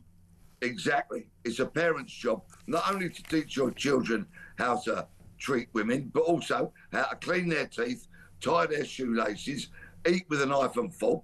But kids are turning up in record numbers at school not being able to do these things. Miss Badenoch has a point. Of course we should stop people from cultures that are completely alien to ours flooding into this country. 1,500, 1,500, I say it again, in the last 5 days, because the weather's gone calmer over the English Channel. It is ludicrous. It is an absolute abrogation of the government's duty to keep this country safe. And think about Rhiannon White. Think about that 15-year-old girl where the 2 17-year-old Afghans got convicted of rape last week. Think of these victims of crime that are deliberately being created in our country through illegal immigration. Shame on the government. Get a grip. Keep us safe. Couldn't agree more. Listen, me old son, if we don't speak before, have a very happy Christmas. Peter's heading out on a world tour in his one-man show. Tickets, just name it again, PB. What's the tour called? What is it called? It's called The Makings of a Murderer, The Undercover Detective. Go to peterblexley.com and get your tickets for Christmas. He stands on stage for an hour and a half in a flasher, Mac, don't you, Blexley? I'm suitably attired every night. It's brilliant. You can catch him across the UK. He'll be part of the breakfast show as well when we can get hold of him because he's so popular. A very happy Christmas to you and the family, boy. But before, and also just to say, his team have got my team in the FA Cup, and I absolutely know that QPR will in fact thrash West Ham because West Ham are awful. 0344 499 1000. Breakfast is on, the home of common sense. This is Talk. You're waking up to... Well, just 3 main news stories today, really. Labour's running scared of voters. Farage, apoplectic, as are you, because yesterday Keir Starmer quietly announced that he'd spoken to the 63 councils, or written to them, giving them the option to cancel the May local elections, which means your right to vote or to protest or support your candidate is being given away by a government that is being seen to become more autocratic and more dictatorial on a daily basis. On top of that, immigration. 40,000 illegal migrants have now arrived in this country in this calendar year alone, and the reasons for staying get more and more bizarre by the day. And you heard that story. We'll do more of that with Stephen James, award-winning teacher, next. Badenoch saying, and I completely agree, of course misogyny, sexism and the way women are treated is not right, and it needs to be ingrained in young men.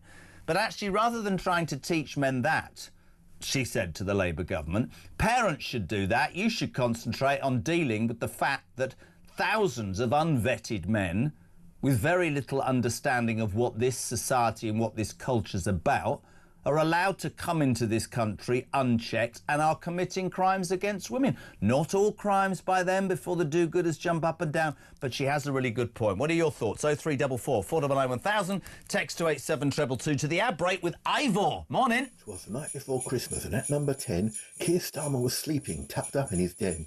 But all round the country, the people as one were feeling outraged by the things he had done. And as Christmas approaches, I'm going to review a list of the heartaches that he's put her through. He vowed to stop sleaze, he said at his rally, all the while taking freebies from his mate Lord Alley. On his first day, he scrapped all the migrant deterrents, then taxed all the farmers and private school parents. He let down the waspies, stopped winter fuel payments, and gave all the money to benefit claimants. He talked about black holes completely fictitious, as he paid to give Chagos away to Mauritius. Meanwhile, back at home, migrants flooded our borders, and prisoners ran free, having shook off their warders. But it's not just Keir Starmer who's in our bad books. He's assembled a cabinet of liars and crooks. There's Mad Ed and Rachel, a right double whammy, and his deputy leader, the mastermind Lammy. They've cancelled elections and trial by jury and got rid of free speech to silence our fury. So I'll say before being banged up as far right, Merry Christmas to all, and to all a good night.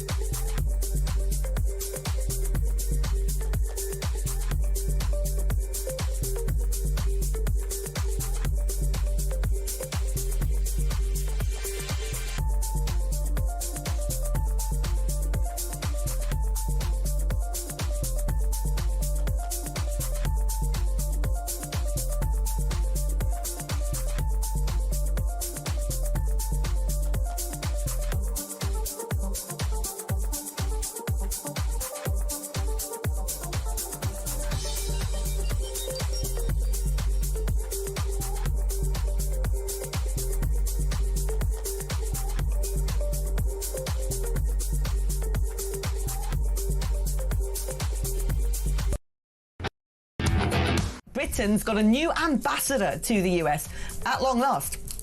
It's going to be veteran diplomat Christian Turner. I like that. A veteran diplomat, good, gets the job done, knows the sort of machinery, not a political appointment like Mandelson. Yeah. What a ridiculous appointment that was. I mean, that was clearly some sort of, you know... It was, I mean, it was such a roll of the dice with Mandelson, because you knew on the one hand he was absolutely going to be able to butter up Trump's ego.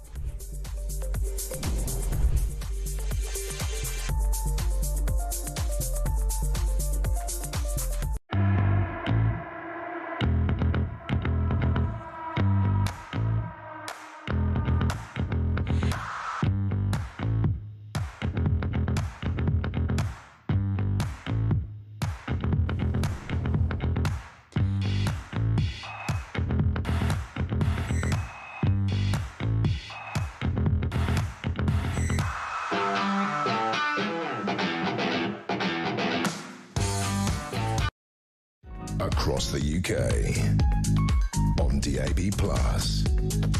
on YouTube, on your mobile, and on your side. This is Talk. A very good morning, 7:25. This is Talk, the home of common sense, the home of Alarm Clock Britain. God, you're outraged this morning, and so you should be. Front of every single newspaper, Labour's running scared of voters. Farage, we're trying to get hold of him, utterly wound up this morning. Keir Starmer writing yesterday to 63 of our councils to say, if you'd like to cancel the May elections, the local elections, where the people are supposed to vote for councillors, you can. Give me an excuse and we'll just cancel them. People are outraged. They're saying this is dictatorial. They're asking where this ends. I'd love your thoughts this morning. Sean, good morning. Morning, Jeremy. So since the Labour Party cancelled the elections last time, they've announced they're bringing in digital ID, facial recognition cameras everywhere, and they're getting rid of jury trials, and now they're cancelling the elections again. Does anyone else not see what's going on here? I mean, these people are rotten to the core, mate. All right? They don't care about anybody but themselves and being in power. Oh, dangerous times ahead, mate. Couldn't agree more. Loads of people texting as well. Thank you for all of that. I want to try and get through as many as possible.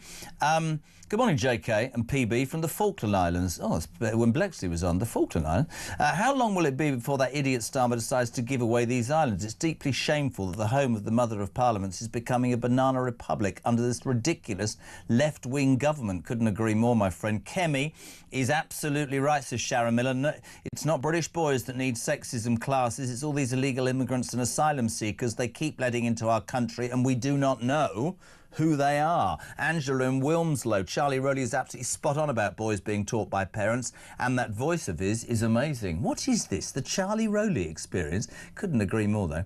Dan, we won't get an election in 2029, and Labour's excuse will be 5 years is not enough to turn capitalist Britain into socialist Britain. They have 415 MPs who will vote it through Parliament. We have to march on Westminster to save our democracy. I wouldn't go that far, because I would put faith, and I've always put faith in the British people and British systems, but there is undoubtedly cause for concern. Michael's in Winchester. 43,000 illegal immigrants have arrived by boat, but how many more have arrived by other routes like road and air to the country that wipes their backsides? Good morning, Jez. Brett from Basingstoke. Can we really survive until the next general election, do you think? Worked all my life since I left school, never claimed a penny of benefits. When I wanted medical treatment, I paid for it privately. Not that I'm rich, but I get up some mornings and I'm beginning to think, what is the point of living in this country? Totally gobsmacked by the level of incompetence there is.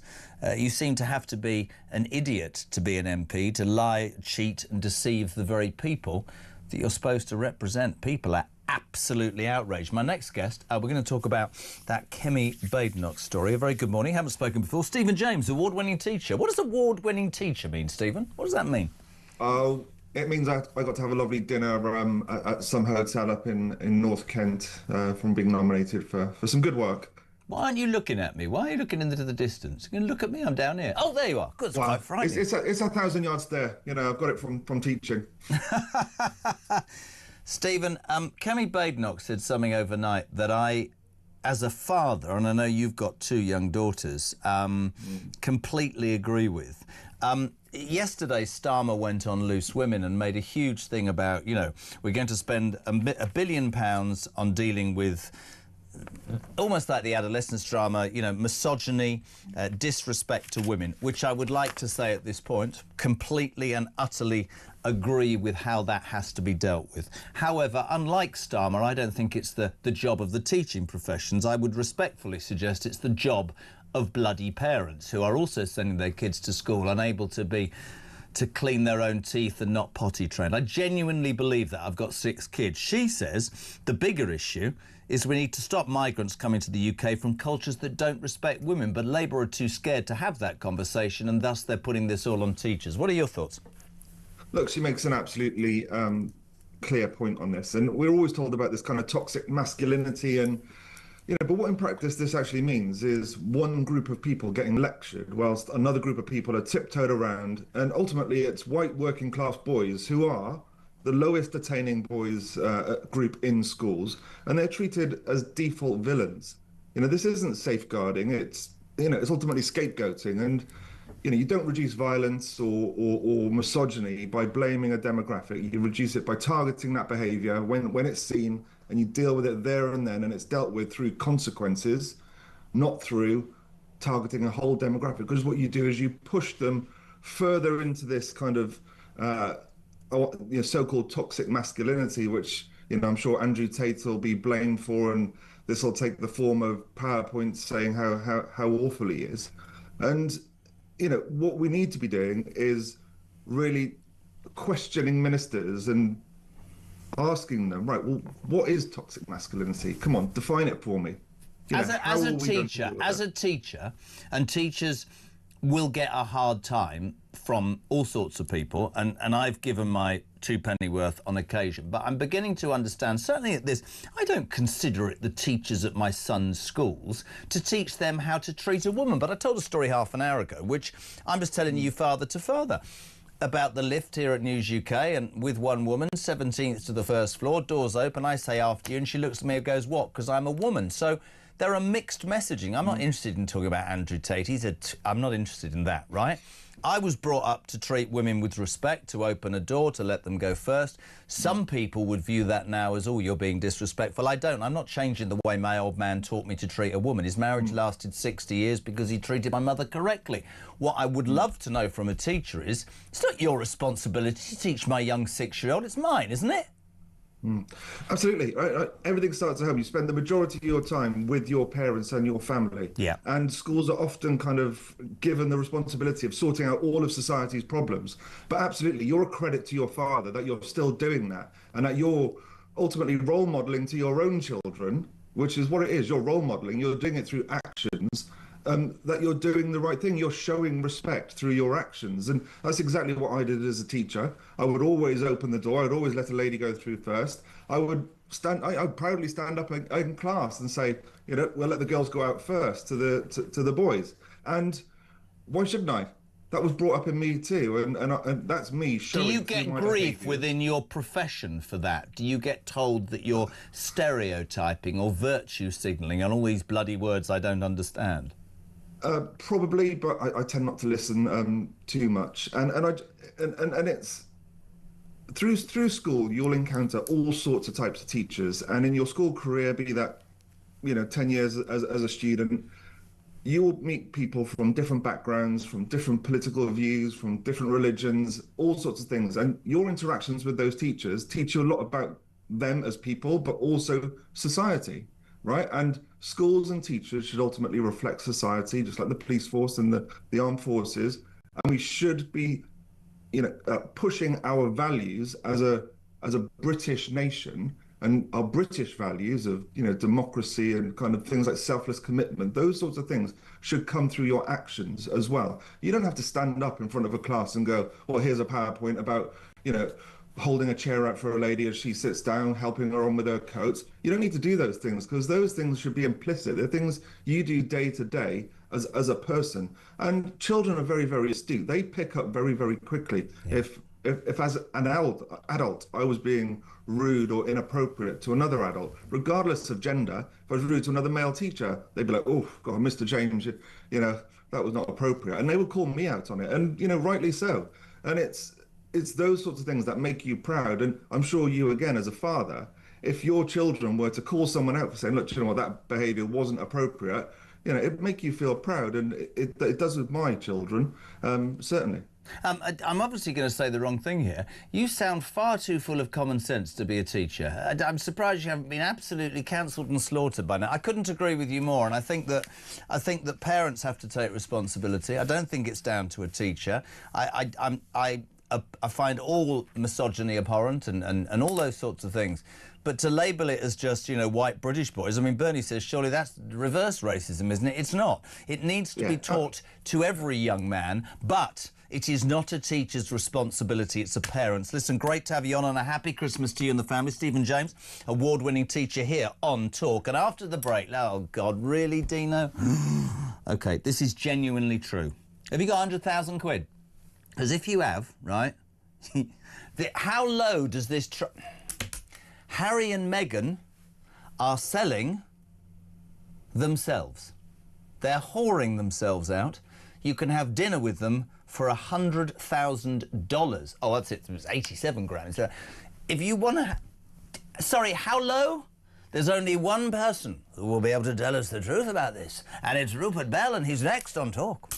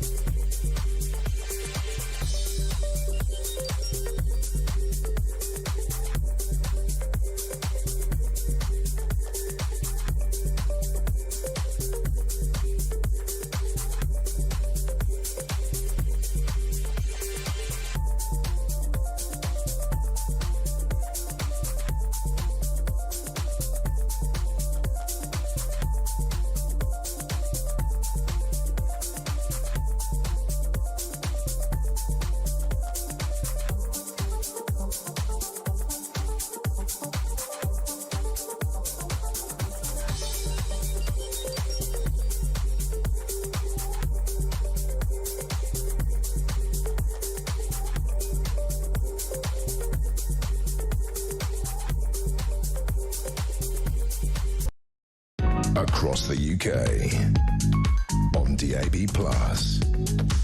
on YouTube, on your mobile, and on your side. This is Talk. Morning, all. It's JK here at breakfast. Honestly, with everything that's going on, it is madness, isn't it? Labour's trying to cancel the local elections. People are up in arms. Paul says he's stopping the local elections to save his job. Simple. JK, your last voice note, Starmer before Christmas, is one of the best things I've heard all year. It deserves to be done properly.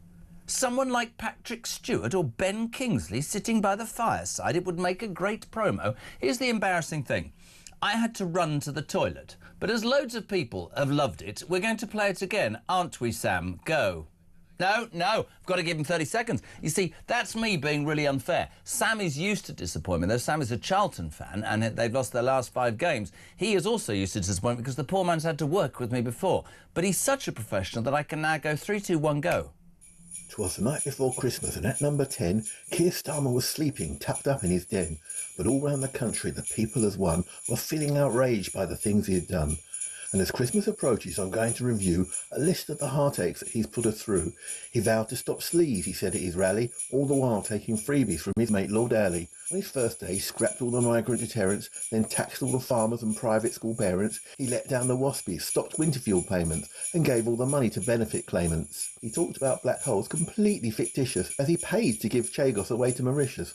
Meanwhile, back at home, migrants flooded our borders, and prisoners ran free, having shook off their warders. But it's not just Keir Starmer who's in our bad books. He's assembled a cabinet of liars and crooks. There's Mad Ed and Rachel, a right double whammy, and his deputy leader, the mastermind Lammy.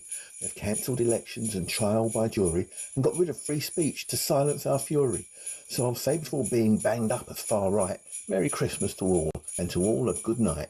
That is actually genius. What was that guy's name? That is utterly genius. But I have to say, it could do with a better voice. If I might voice it myself. Ben Kingsley, no, we can't afford him. Brilliant, though. Thank you very much indeed. Harvey and his boys, who do a musical jingle every morning. It's 20 to 8, nothing for them. Have you been usurped in your position? Right, this next man is a legend. He's like he has many different skins.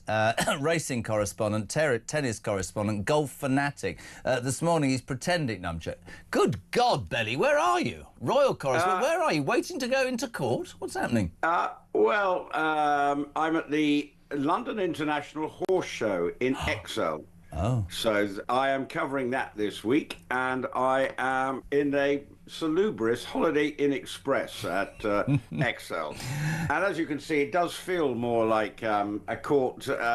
It's not the most scenic and superbly appointed. It looks like an interview room at Paddington Green Police Station, if we're absolutely honest. Are you sat rather uncomfortably on the sofa, or is it a sofa that was a bed? What's going... Because you look very uncomfortable, Belly. I'm worried about you. Well, it's not a particularly good sofa, but I do apologise for looking as if I'm slouching, and Mother would say, sit up, Belle. Well, mine wouldn't, because she's dead. But there we go. No, I just thought I'd get that in. Happy Christmas. How are you? Are you doing Boxing Day the King George, dear boy? No, I'm not. I'm not, actually. I'm having a day off, if that's all right. I'll be missing the King George for the first time for... Heaven knows. I've got some friends coming over from Australia, so... No, you haven't. You haven't got any friends. Anyway, I won't see you at Kempton. Now, listen, this is... I mean, you and I have talked seriously about Harry and Meghan for a long, long time. There is low and there is low. We all know the story, you know, I don't like this goldfish bowl. I don't like to be fearing, she said, for the press, and they're always after me, so I'm going to go with my husband to Montecito. Because I want privacy. By the time she'd landed, it had become obvious that they were going to sell their souls. Even this, by their standards, is pretty low. Prince Harry and Meghan have quietly auctioned access to themselves to the highest bidder. Auction themselves as a way of raising money. It's said that tickets to attend a dinner with the Sussexes go for around £100,000 a plate as they use the company charity buzz to raise funds for their charity Archewell. Up to now, the charity has relied on anonymous wealthy donors, which has allowed them to make grants to their selected good causes. But yeah, so these two will now charge you $100,000, which I'm actually told is £75,000. I thought it was more, to have dinner with them. And my question to you, Belly, is there any level to which these two will not sink for a pound? Well, they need to raise funds for Archewell, because they had one big donation, I think, from one sort of a group. They need to find ways. Now, if they were fully paid up members of the royal family and working, this would be considered a no-no, because we've known and seen other members of the royal family get into a bit hot for sort of the access and cash for access. So this is deemed to be completely inappropriate. But as they are not working royals, I suppose the rules don't apply to them in this case. But it is still an unseemly amount of money to be probably told a bunch of word salad if they're giving their speech. So, but if people are prepared to pay it, market forces and all that, then you have to say, well, if that's what they can get away with, fair play. But it does seem to be a ridiculous amount of money to hear two people whose PR in recent weeks and months has been pretty shocking. Shocking or disastrous. Colling in County Durham, Belly, has got this absolutely right. $100,000 to have dinner with Harry and Meghan. No wonder a dad never gets to see it, because he hasn't got the cash. Interesting, isn't it? Because if my dad was dying, I wouldn't be selling myself for $100,000. I'd be on a plane to wherever he is, the Philippines, to check him out. Her priorities, their priorities. I mean, we read about Harry wants to get back into the royal fold. Does he? Is that because... I don't know, but the whole thing, to me, I would be embarrassed to have them anything to do with the royal family. Now, I think almost on a daily basis, you talk about their PR, they just make mistake after mistake, man. It's beyond me. I don't understand it. Well, and this problem around her father is the biggest PR disaster of all. Yep. Because she was trying to look like that she's the modern way to have Christmas through that hideous documentary that came out, you know, as ever at Christmas, and talking about the family.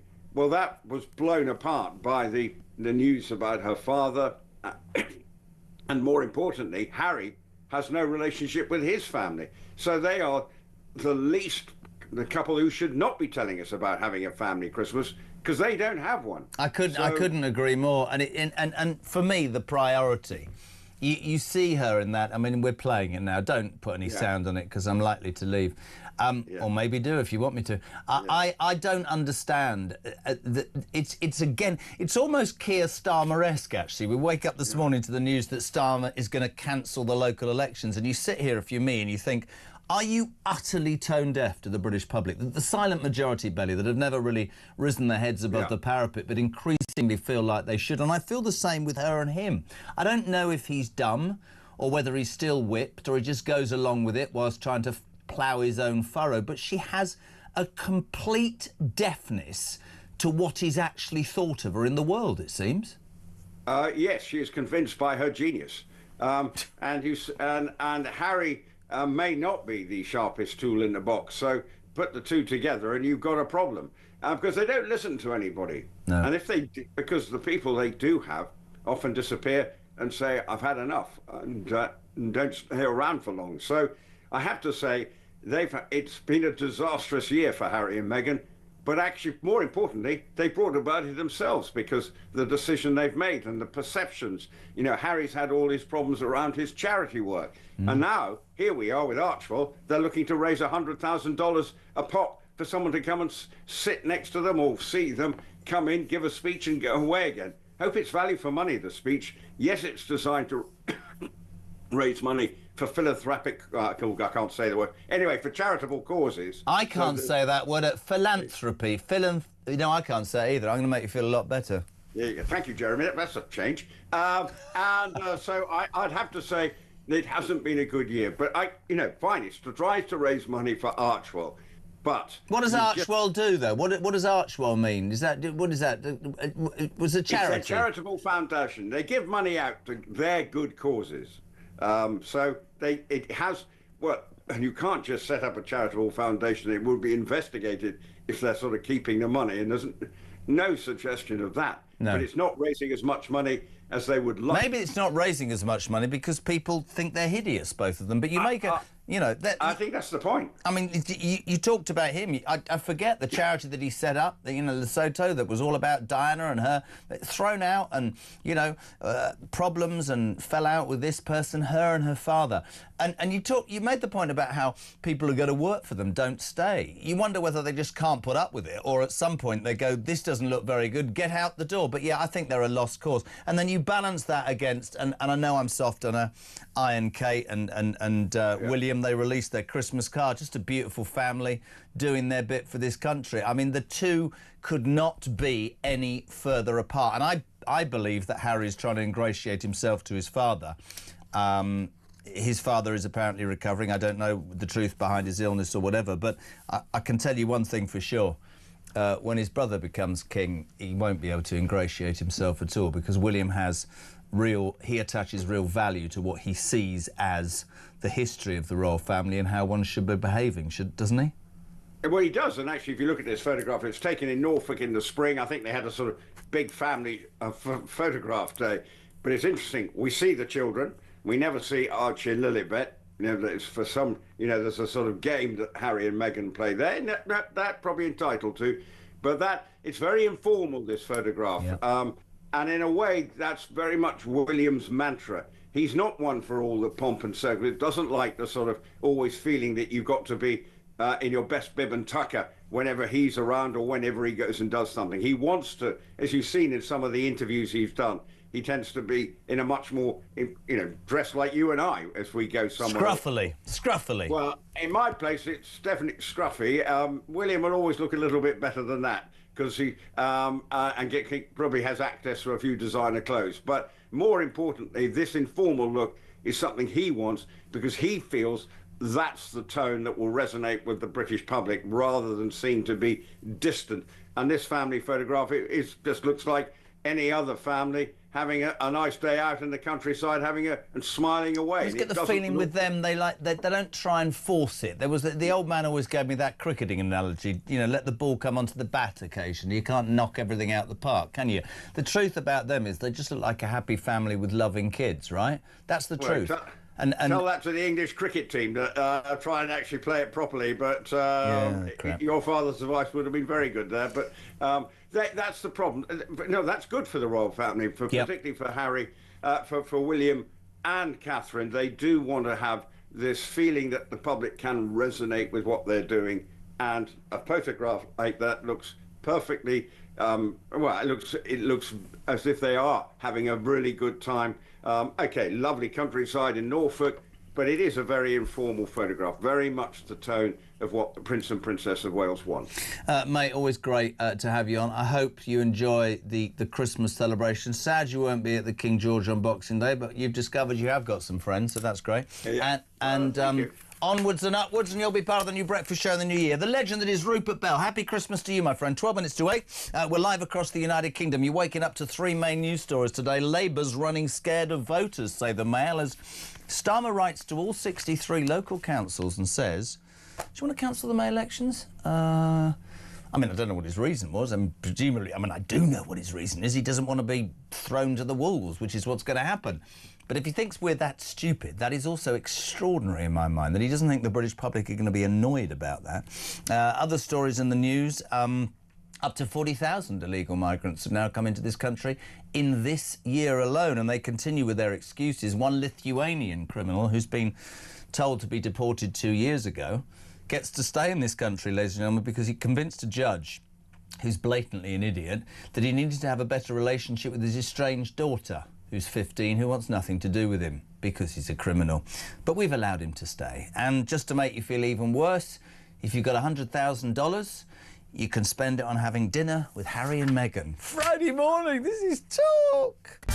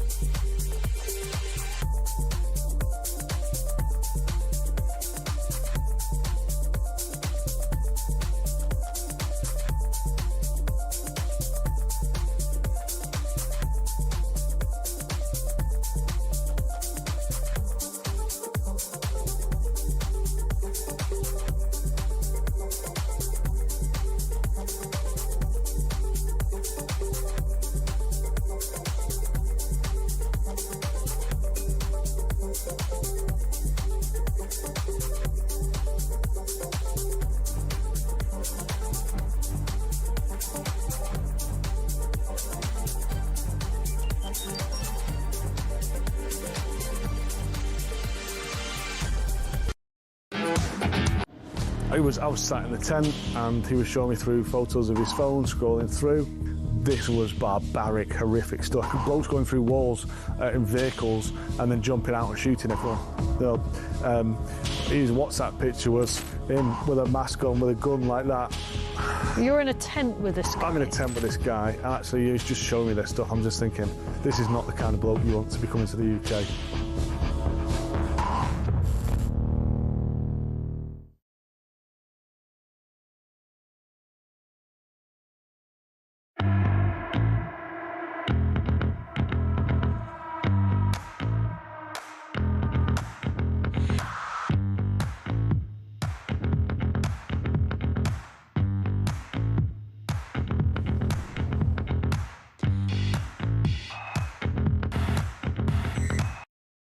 Across the UK, on DAB+, on YouTube, on your mobile, and on your side. This is Talk. A very good morning to you. Sorry, if you could hear what goes on off air, you'd think talk was even more interesting than it is on air. 0344 499 1000. The main news story is running amok in your heads. Labour trying to cancel the May elections. Mick, will Meghan be hosting their $100,000 dinner at her old haunt Soho house? Don't get cheeky now. Jez, so those councils have a choice whether to postpone the local elections or go ahead with them, do they? We'll get to see, I'm guessing, the integrity of those councils. That's the point. If Starmer's saying you can cancel them, forget the people, what do you want to do? Do you want to be re-elected? Are you in the mire like we are and you don't want it? A different topic, Jane. Thank you, Jeremy, for wishing people Merry Christmas. Have a good one yourself, it's very kind. This is good. There's no way Starmer would ever cancel elections here in Northern Ireland. Way. Because Labour refused to stand for election in Northern Ireland. That's why we can't vote them in and we couldn't bloody well vote them out. Mary Wright says royal is synonymous with pointless at this point. People need to keep their well-earned money and not waste it on the pointless royals. There's a Republican view. And actually, for royalists, that's the fear, isn't it? That's the fear. That the way that Harry and Meghan and other royals, Andrew, have behaved, that people who are not royalists will be going, can't have anything to do with this. Jez, just heard you mention Harry and Meghan are selling a lunch for them for $100,000. If you know Piers Morgan's wife, get in touch. It would make the ideal Christmas present for him. Jez, I think, says Sarah Bird, I think the king needs to step in. I think maybe you're right. Next, Christmas, I've done no shopping. The British economy is on its backside. But yesterday, I don't know if you heard the news, very quickly, because I'm not, just a little part, Bank of England cut our interest rates to 3.75%. I would suspect that's a bit too late for the high street to see a boost. But if he's in his spot, economist, legend, neon sign man, Liam Halligan, good morning. You're there, me old son. How are you? Been waiting ages, Jeremy. Where you been? Oh, now you're getting an attitude. You got 4 minutes and 30 seconds to try and sound interesting. Do you want me to give you back? This is too late for the British High Street to get a Christmas boost, isn't it? Even I, the most technically incapable person in the world, does his shopping online now. About a third of Christmas shopping is being done online. That's what my high street spies tell me. But I think you're right. The Christmas tills aren't ringing nearly as merrily as many companies hoped. There's a subdued mood among consumers. We just saw a retail sales figure come out this morning, Jeremy. That's for November, and November retail sales were down on the month before, which is unusual. So we're not seeing a sort of ramp up to Christmas, because Black Friday, of course, begins in November, and that hasn't caused November retail sales to even exceed those of October, which is often quite a subdued month. And I agree with you. Yes, the Bank of England cut interest rates yesterday to 3.75%. It's the 6th interest rate cut in a row. But you know what? The idea that when the Bank of England cuts interest rates, lots and lots of people have cheaper mortgages, so consumers get a boost and the economy grows more. That's a really, really outdated point of view. Why? Because youngsters can't get on the housing ladder the way they used to be. So less than a third of households now, Jeremy, actually have a mortgage. And of those mortgages, only a quarter are variable rate. The rest are fixed rate. So I hear so much policy debate. Oh, the Bank of England does this and that. And, you know, I hear it on the airwaves all the time. You know, millions of mortgage holders will get an instant boost. No, that's not how it works. That's the economy of 10, 15, 20 years ago, when, you know, the standard thing was for a young British family to own their own home. Yeah. That's no longer the standard thing. So the Bank of England doesn't have that kind of mechanism anymore, I think, to really influence consumer sales through making household finances, you know, look better with their interest rate cuts. And I think to sum it up, I just think that not only do I agree with you about, you know, Bank of England rate cuts, interest rates, that's fine. That's a headline. People just don't have the money they did. Things are hugely expensive. Food, inflation, floodflation, whatever they call it, that is a fact. Energy prices have gone up. I don't think people are able to save at the moment. Yeah, the top 1% or whatever, but I think people are doing everything they can, Liam, to just make ends meet. Christmas is an expensive time of year, and for many it will be a difficult time of year. And of course, without asking you to be political, this government came to power 15 months ago saying it would help working people. I believe they've done the complete opposite. I think working people are suffering big time. Well, since Labour came to office in July 2024, headline unemployment's gone up from 4.2% to 5.1%, a post-pandemic high. And I agree with you. There isn't a lot of money around. People are going to the supermarkets where they used to spend 100 quid on their weekly shop. They're spending 150, 180 quid, and they're putting some of the luxury items back. A lot of people I know, families, mums and dads aren't buying each other presents. It's just presents for the kids and lots of secret Santas between relatives in order to save some cash. And as for inflation and the cost of living, we're told, aren't we, that inflation's coming down. That's why the Bank of England says it's just been able to cut interest rates. That was a decision I didn't agree with, by the way. But is really inflation only 3.2%? Is it only 3.2% more expensive to live? Doesn't feel like it. Because Liam, that's what the figure says. I don't believe it. I couldn't agree more, mate. Listen, you've been great this year. Thank you for your support. We'll speak to you in the new year. Have a good Christmas, and do me a favour, turn that bloody neon sign off, because the bill will be horrendous by January the 5th. Right, news at 8 on the way, and the political editor of The Sun, the man who owes me his career, and the man whose birthday it was yesterday is next. Jack Elsom after the news at 8.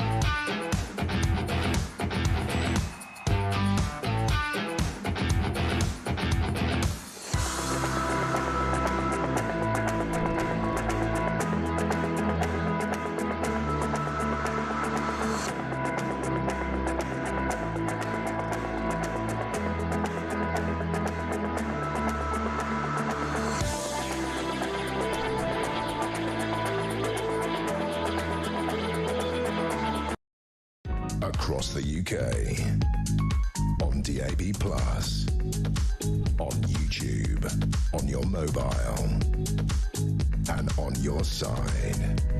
This is Talk.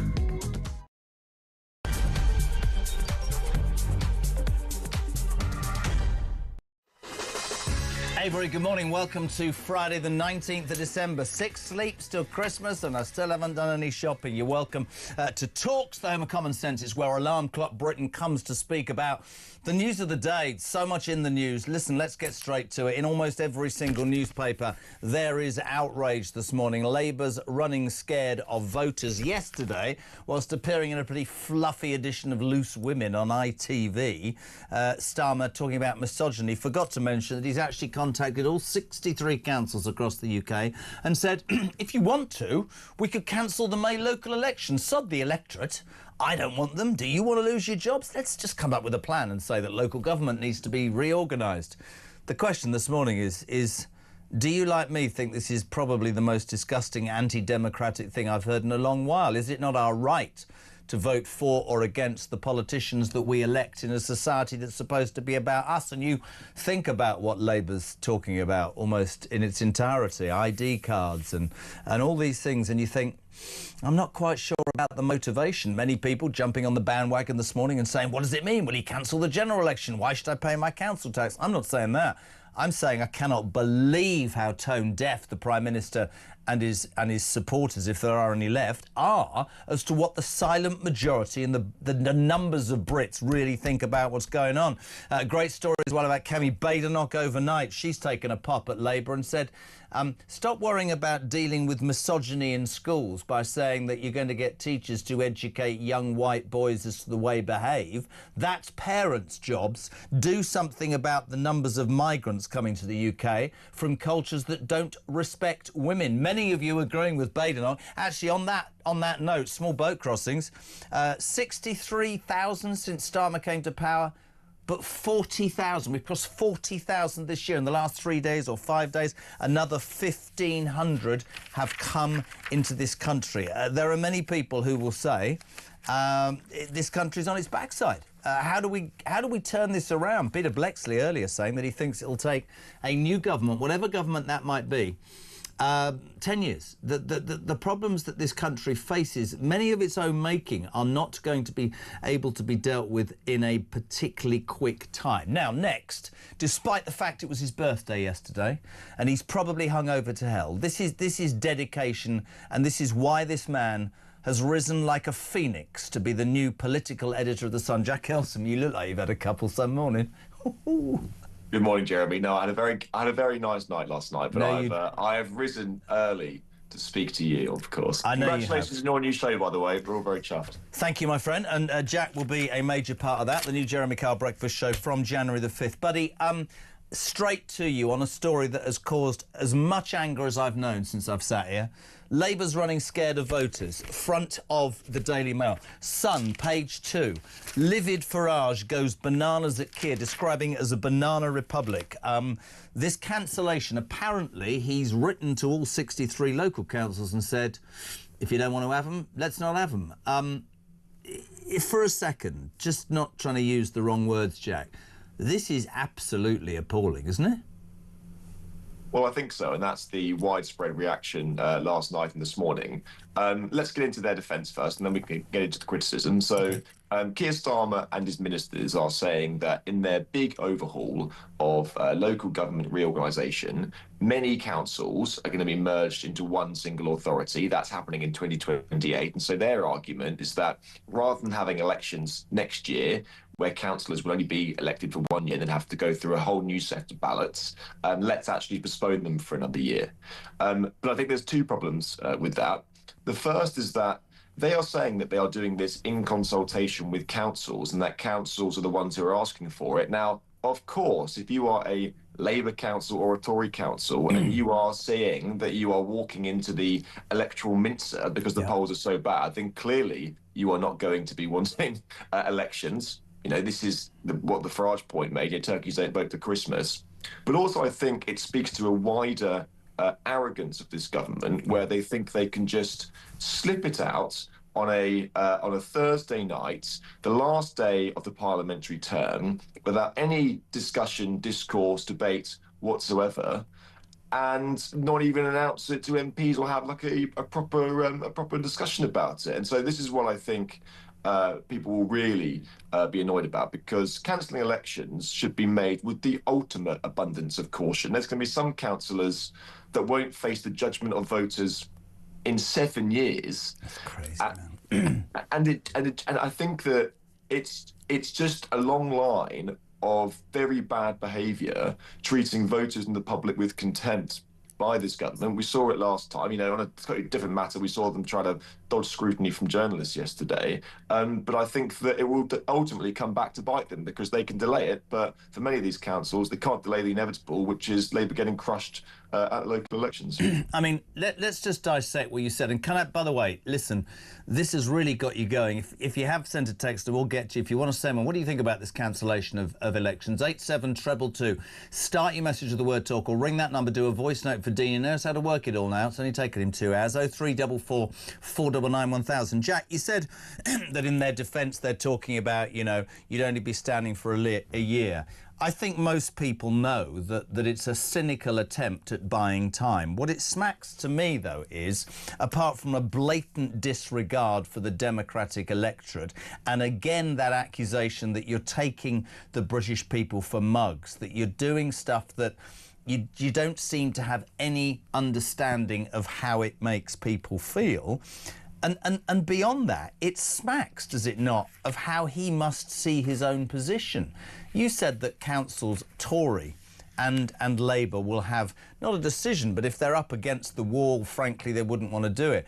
I would be, if I was Badenoch, who seems to be cooking on gas a bit recently, I would be telling my councils, you have to have an election, you cannot go along with this, and even if you lose, that in the eyes of the British people is going to do you more favours than siding with something that is blatantly undemocratic and self-serving. That's all you can say from this. In a sane way, you strip it back. You don't want to be trounced in May, so you're going to come up with some technicality. Now, you can play politics, but you're playing politics with people's democratic right. What about the irony, Jack Elsom, that the man who's a human rights lawyer, as somebody said to me earlier, is denying us our basic human rights of voting in May? Yeah, exactly. And I do think, just to go back onto the Kemi Badenoch point, I think she is in a bit of a precarious position here because she was out of the traps yesterday and was joining Reform in hammering Labour and saying that it's going against our democratic rights and the rest of it. But I do think that some of her councils are the ones who are going to be, councilled big Reform territories and gains, areas like Essex, areas like Kent, areas like Hampshire, where Nigel Farage is eyeing a clean sweep across the board and are currently held by Tory councils. If those councils, in cahoots with the Labour government, request a delay, then it looks like hollow words from Kemi Badenoch. And so I get that, but I think that she needs to I think, instruct these councils, let's put our money where our mouth is. You need to actually fold now, join us, and say these elections should go ahead. And that's my point. I think if the Tories, and I'll be hit by a wave, but hear me out. She performed, it's taken her a year and a bit. She performed, I thought, very well after the budget. I thought she's been far more on the front foot in the Commons, but she's still only languishing at 18%. And there are many who say that the Tory party is so riven and always will be that it's going to be an impossible job. But I think that if you talk about turning a ship round that will probably take the Tories 5 or 10 years, 10 years I imagine, that standing up and saying, even if we lose it, we believe the rights of the British people are that they should vote in May, I think long term that would do the Tory party far more good than the damage of siding with Labour to keep their own jobs for a short space of time. Do you know what I mean? I totally agree. And you know what? The times where politicians often perform best is when they put country over party, because the public actually respect that and they see that they're taking a tough decision, which may not be in their immediate political interest, but actually it does pay dividends in the long run.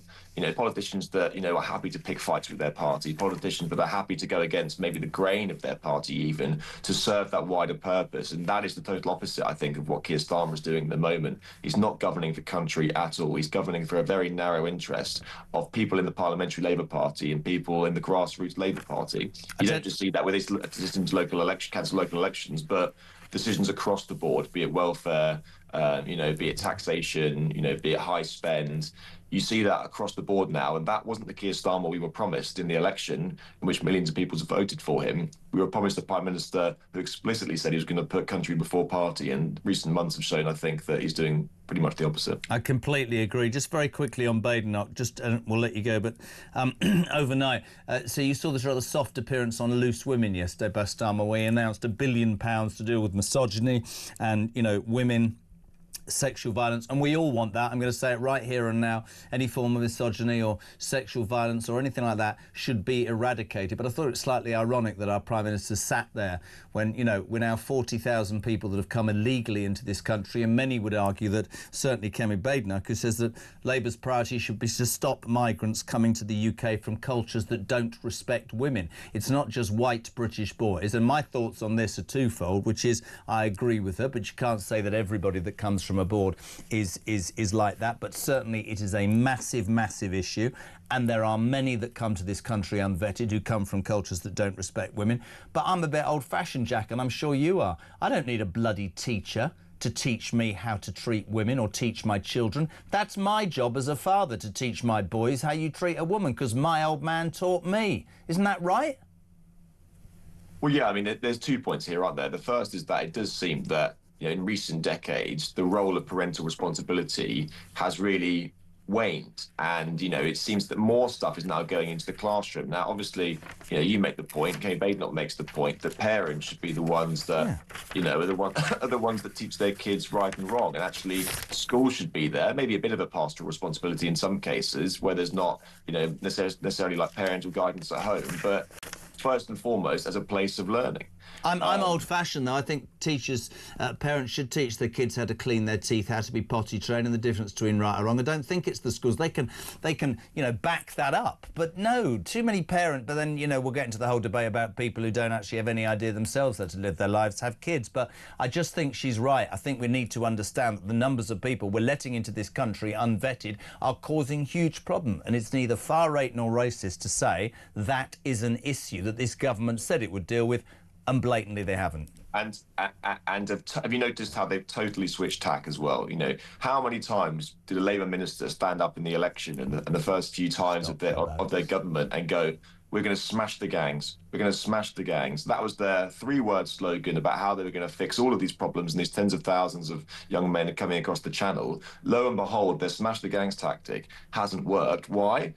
Because, one, the gangs are very ingenious, ruthlessly ingenious, to the point that they will adapt their tactics to what is going on in the channel. But also, we haven't had any real sense of trying to break that demand for the problem. There has not been a credible deterrent which will deter people from going, actually, I'm not going to risk my life and pay thousands of pounds to come to Britain.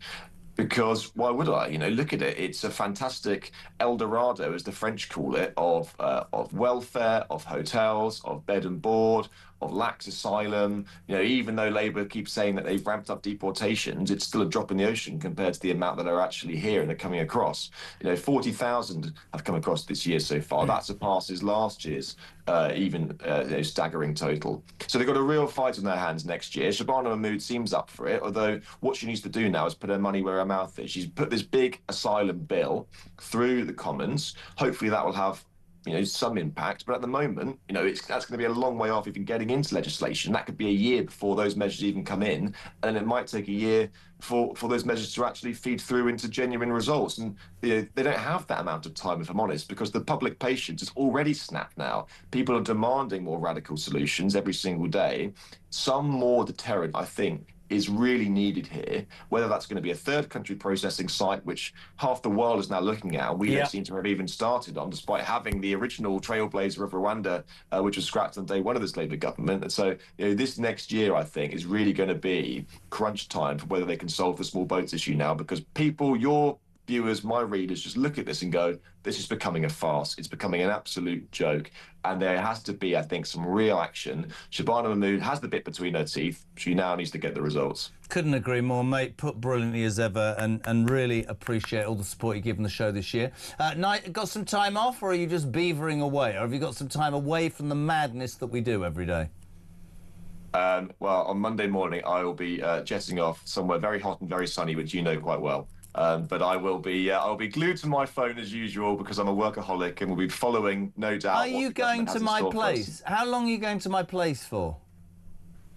I'm going there for a healthy amount of time. So I think I would say enough time to get a tan, but I can't tan at all. You deserve it. You've been brilliant, but just make sure you're back on the 5th. Jack Elson, to you and yours, a very happy Christmas, and thank you so much indeed, my friend, for all your support. Almost 8:20. On the way, James Cleverly, Shadow Housing Secretary. I'd love his take on the fact the local elections are being cancelled by Starmer. And later on, the big getaway is underway. 24 million cars on the roads. Jesus, me and Mrs. Kyle have got to drive down to the coast. That'll be fun. Simon Calder from an exotic location, probably Euston. He'll be on the next hour. We're back in 3 to the break. With Mark. Morning, Mark. Yes, only a quick one, mate. Just remember, we all do, that it's a day is a long time in politics, mate. I know the Conservatives are beat up now. I'm a reformer at the moment, but who's to say? And then whoever thought that we'd end up in this predicament with this bunch of prize turkeys in charge of our country? A day is a long time in politics, mate. Who knows what's going to happen? Have a good one.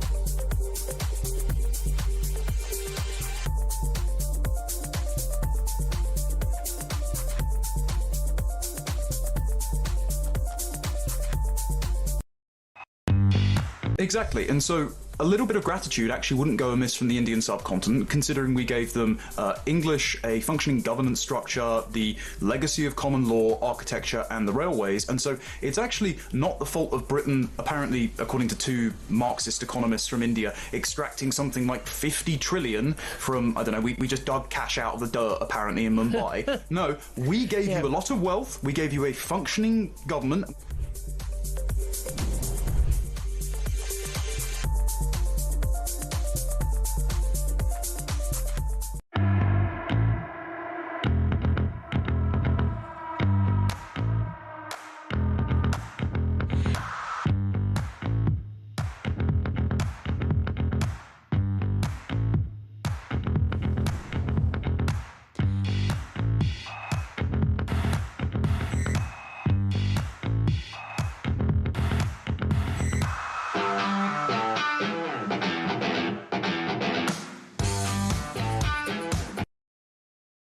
Across the UK, on DAB+, on YouTube, on your mobile, and on your side. This is Talk. A very good morning to you. Just gone 8:20. It is Friday the 19th. The big getaway is up and running. 24 million cars will be on our roads. Simon Calder, our intrepid travel correspondent, will be somewhere exotic like Euston or on a flyover in Hammersmith between now and 9 o'clock, telling you where not to go, which is almost everywhere. We say a very good morning to a man who looks cool and ready for action. James Cleverly, MP, Shadow Housing Secretary. Morning, James. Good morning. Good morning. Are those all the books that you are reading, have read, or are just putting up behind you like I do in my office to look important? I've read about half of them. I keep. It's a bad habit. I buy books and I think I'll read that. I put them on the shelf, and I buy more quickly than I read. And unfortunately, I've got a little bit of a backlog. But I've read a fair few. Good man. I have to tell you, done this for a while.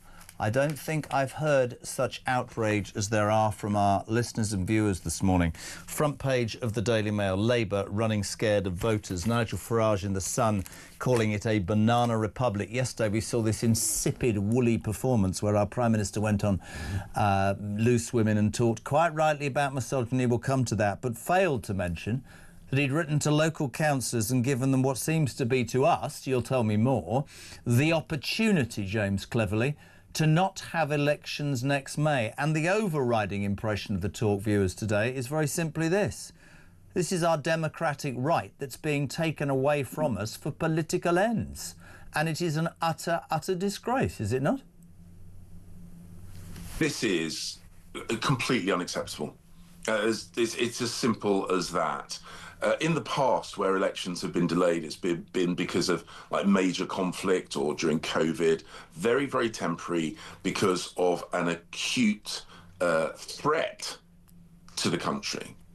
Last year, Labour said that they were going to delay the local elections 1 year because they were in the middle of a massive reorganisation, a reorganisation that they chose to do on a timetable that they chose to set with structures that they chose to impose on local government.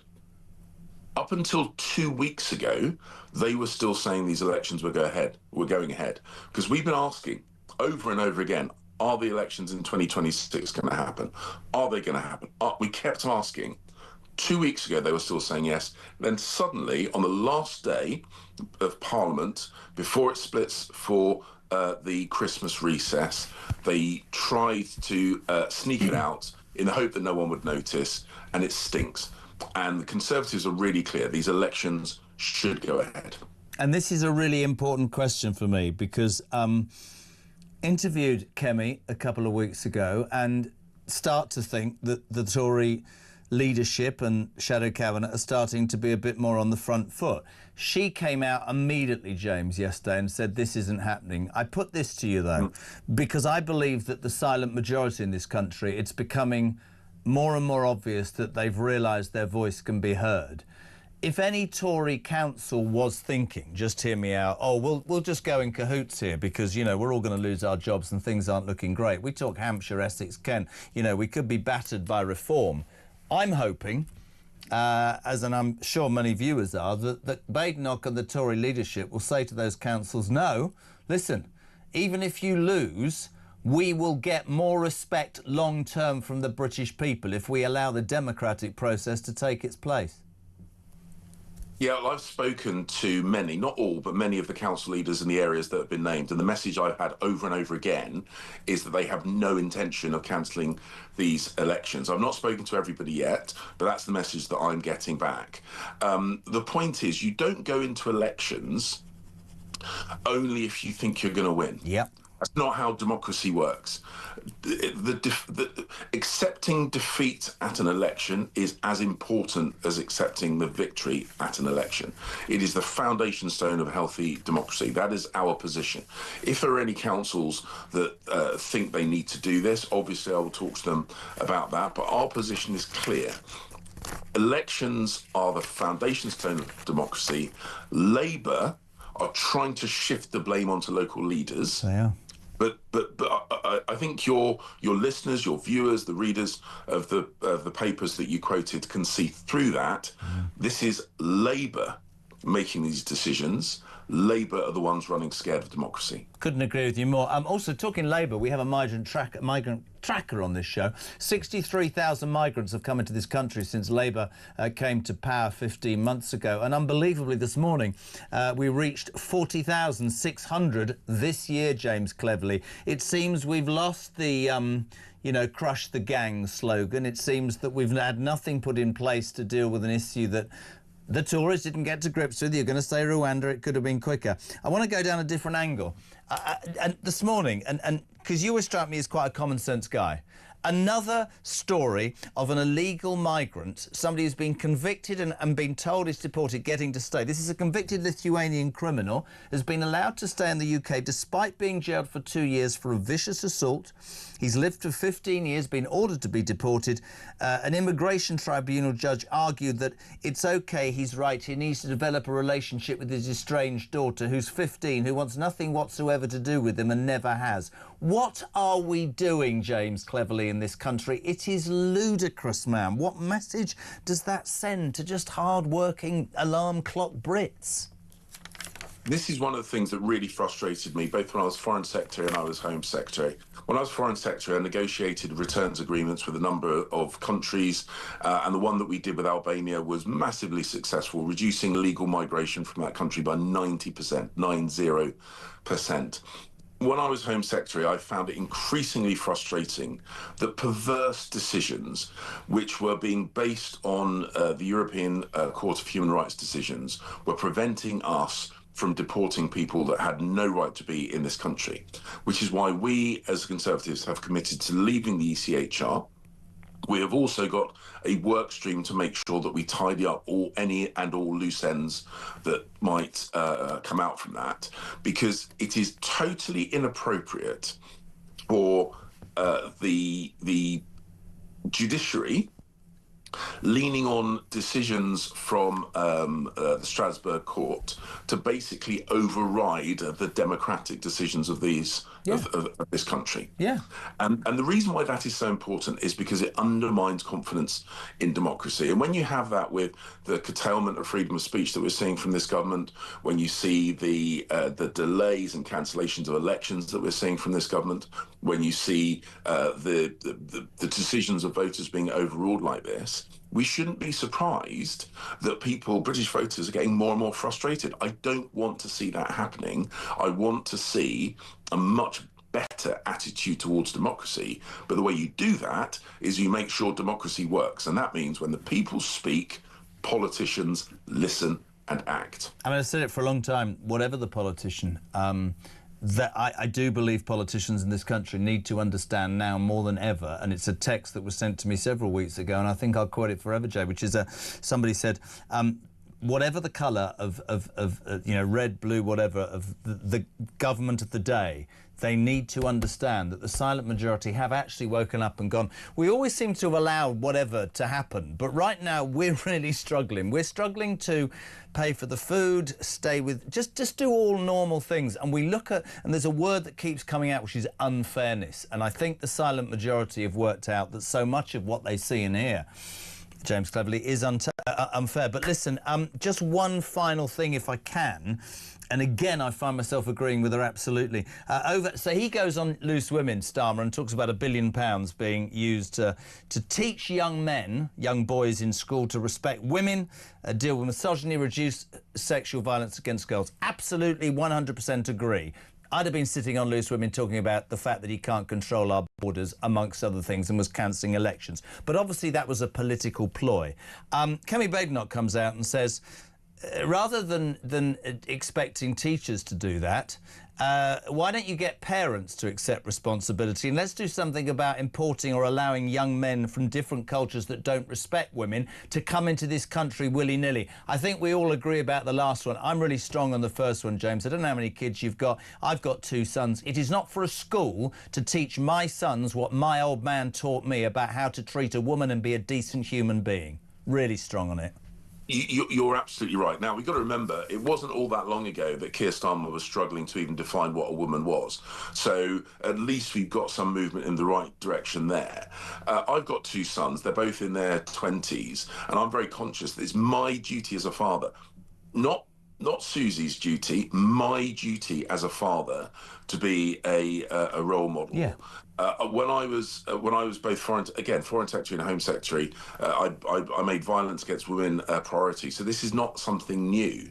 But also we've got to recognise, and let's look, for example, at the terrible, terrible case of Zara Sharif, the 10-year-old girl that was tortured and murdered in Surrey a couple of years ago. We see the report that's come out from that.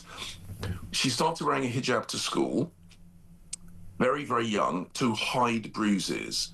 and the teachers recognised that she was being bruised, but they were too scared of causing insult or being accused of being racist to raise this as a concern, and that little girl got tortured to death. So it's all well and good chasing headlines with gimmicks like this. Misogyny, sexual violence, violence against women and girls is important and needs to be addressed. But this is a headline-grabbing move rather than something which is really about the protection of women and girls. And Kemi is absolutely right.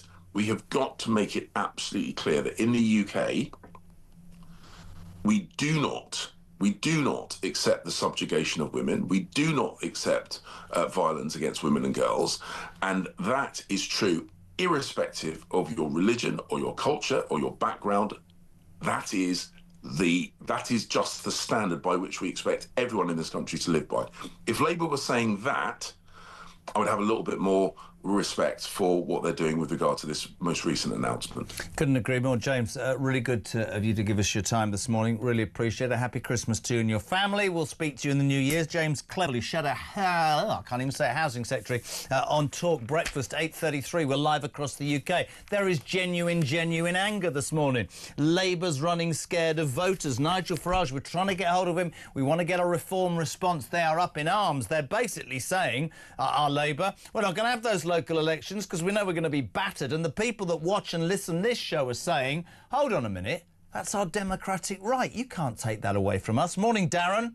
Morning, Jeremy. Darren from Suffolk. I've got an idea. Why doesn't Nigel Farage say to Keir Starmer, if you cancel these elections for reform, maybe when I get into power, I should reform the House of Lords.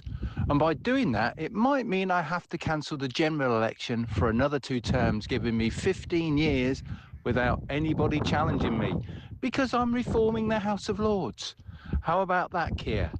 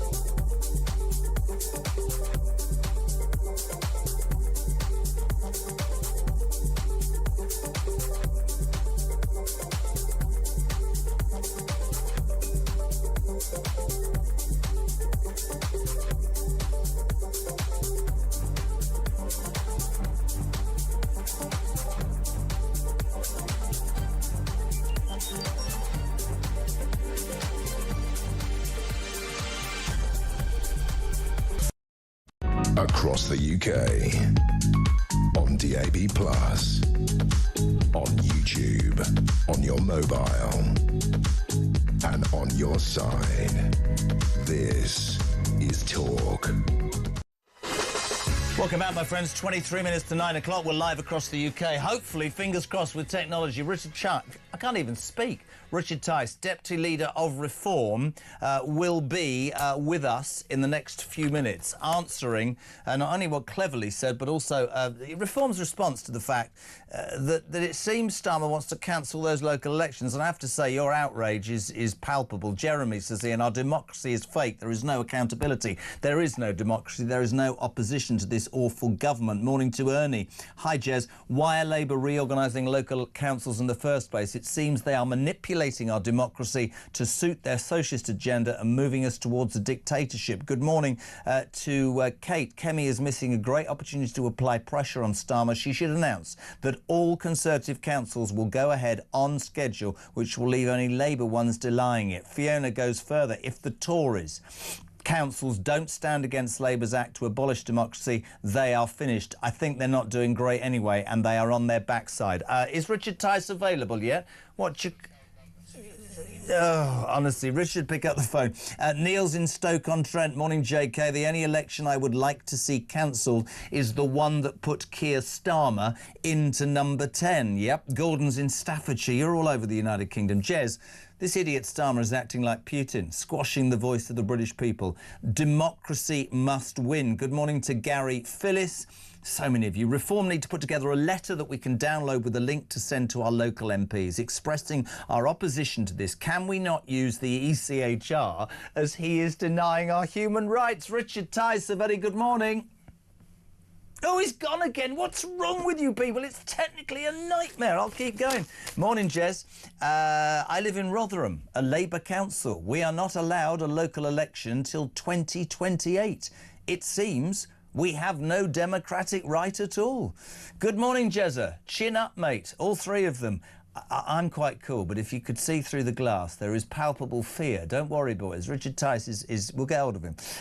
Dear Jez, says Ash in Essex, on cancelling the elections. I think it will be very telling if the Tories go along with it. If they do, it's just more hypocrisy that will drive more Reform members. If they don't, maybe they can earn some integrity. We will see. Great show. Merry Christmas to the Carr family. Ash in Essex, thank you very much indeed. Gary is in Bolton. See, I get this frustration. I don't necessarily agree with it. No taxation without representation. Don't pay your council tax. I would never encourage anybody to not pay their council tax, but you can sort of understand where people are coming from when they go, hold on a minute, we're supposed to do everything right, but you behave like that. Charles, if Starmer succeeds in cancelling local elections, does that mean these councils become unelected and therefore tax and therefore bogus and not legally entitled to collect our council tax? I love the fact you're making it all about council tax. Hello to Graham in Birmingham. Morning, Jez. The Birmingham council elections were cancelled this year. It will be cancelled next year too. He obviously wants to avoid humiliation at the polls. He knows he's finished, and we all know it. Maggie in London. Jeez, the numbers here. If Starmer believes in what he's doing and believes it's good for the country, why is he trying to postpone elections so that we can judge him? Absolutely. And Michael in Hockley says, I'm amazed at how many useless, unqualified, stupid people have ended up in charge of our country. Very scary, says Michael. Finally, Jan in Newcastle, man. Not man. Remember, Jez, Starmer got his ideas on how to deal with misogyny by talking to a film producer of a fictional drama, Adolescence, on TV. He still doesn't get that they are playwriters, not professionals. What a complete plank. Can you look at me, somebody? Are we getting Richard Tice? We're trying. Right. OK, we're doing our absolute best, peeps. So I'll tell you what we're going to do. We're going to go to an ad break because I want to get desperately Reform's response to this news. It's all over the papers, front page of the Mail. Labour's running scared of voters. And Nigel Farage, who is tied up this morning, is utterly livid. He said in this morning's Sun, he accuses ministers of acting like banana republic despots over plans to cancel local elections. Now, obviously, people will understand that the sorts of places where Reform would make advances, Essex, Kent, Sussex, those sorts of places, if the elections are cancelled, that's of course going to annoy Reform. But actually there's another side to this which I want to put to Richard Tice with.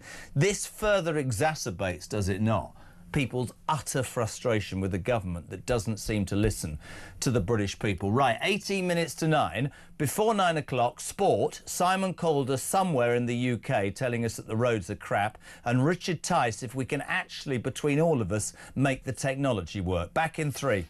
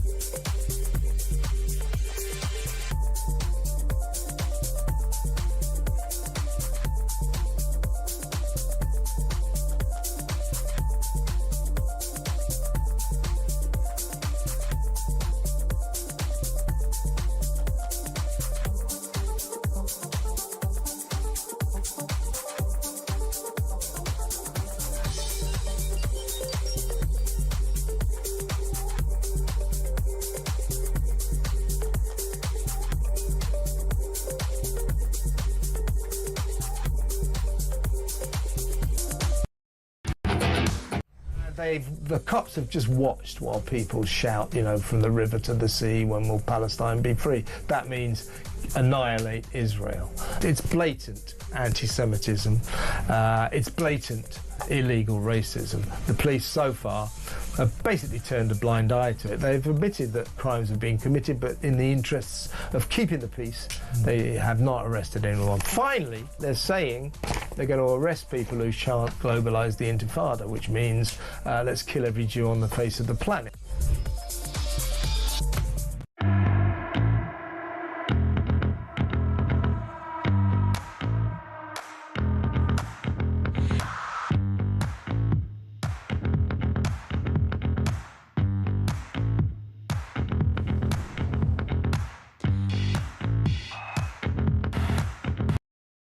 Across the UK, on DAB+, on YouTube, on your mobile, and on your side.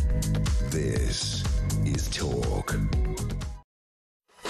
Welcome back, 8:45. This is Talk, the home of common sense, where the nation, and especially Alarm Clock Britain, comes to talk. On breakfast, front page of the Mail, Labour's running scared of voters. Nigel Farage in The Sun saying we are turning into a banana republic. This because our Prime Minister pitched up on Loose Women yesterday and talked about misogyny and forgot to tell you, ladies and gentlemen, that he's written to 63 of our local councils saying, I'll tell you what, I don't really want the elections because I'm going to be battered personally, and so's the Labour Party, so why don't we cancel them? Finally, because we've proven that it works, Richard Tice, Deputy Leader of Reform. Good morning, how are you?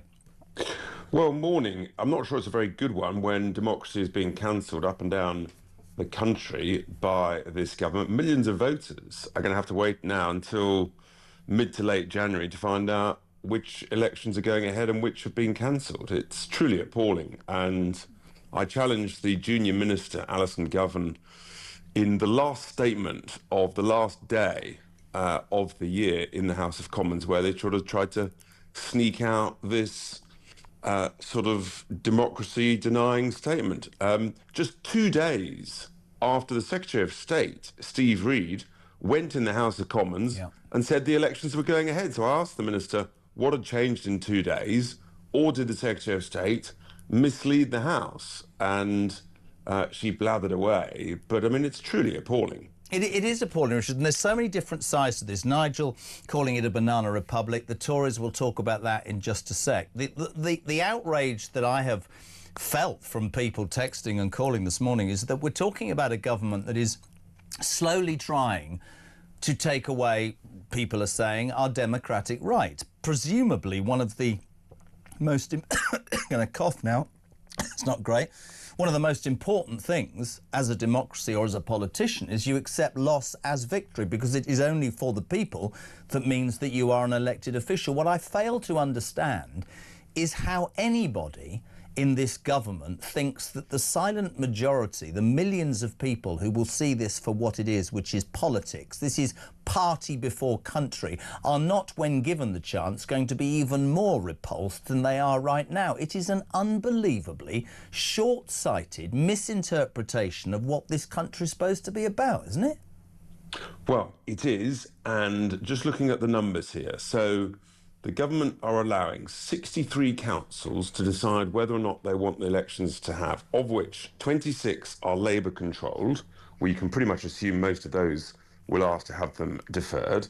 12 are Conservative-controlled. So the question for James Cleverly and Kemi Badenoch, will they order their council leaders to ensure these elections go ahead, or will their council leaders basically rebel against Cleverly and Badenoch and decide to protect their own local skins, that they'll ask for these elections to be delayed, to be cancelled? That's a critical question now for the Tories, who we think are running as scared as the Labour Party. It's funny because Badenoch came out the traps yesterday and said that, but you pose a very interesting question. What if certain Tory councillors even, would look at it and go, we're toast as well? I'm thinking Hampshire and Kent and Essex, where everybody knows that reform is going to sweep to power in terms of those councils. And what it is, you're absolutely right about the Tories and you're absolutely right about Labour. It is how the public view. Let me just give you a very, very brief, Richard. This is just a soupçon, that's my new word of the morning, of what my viewers and listeners think. Josh, good morning. Morning, Jeremy. I lost both legs in Afghanistan, bringing democracy and the vote to the people of Afghanistan, and yet my own government seems to be willing to take away my vote. Can't believe it.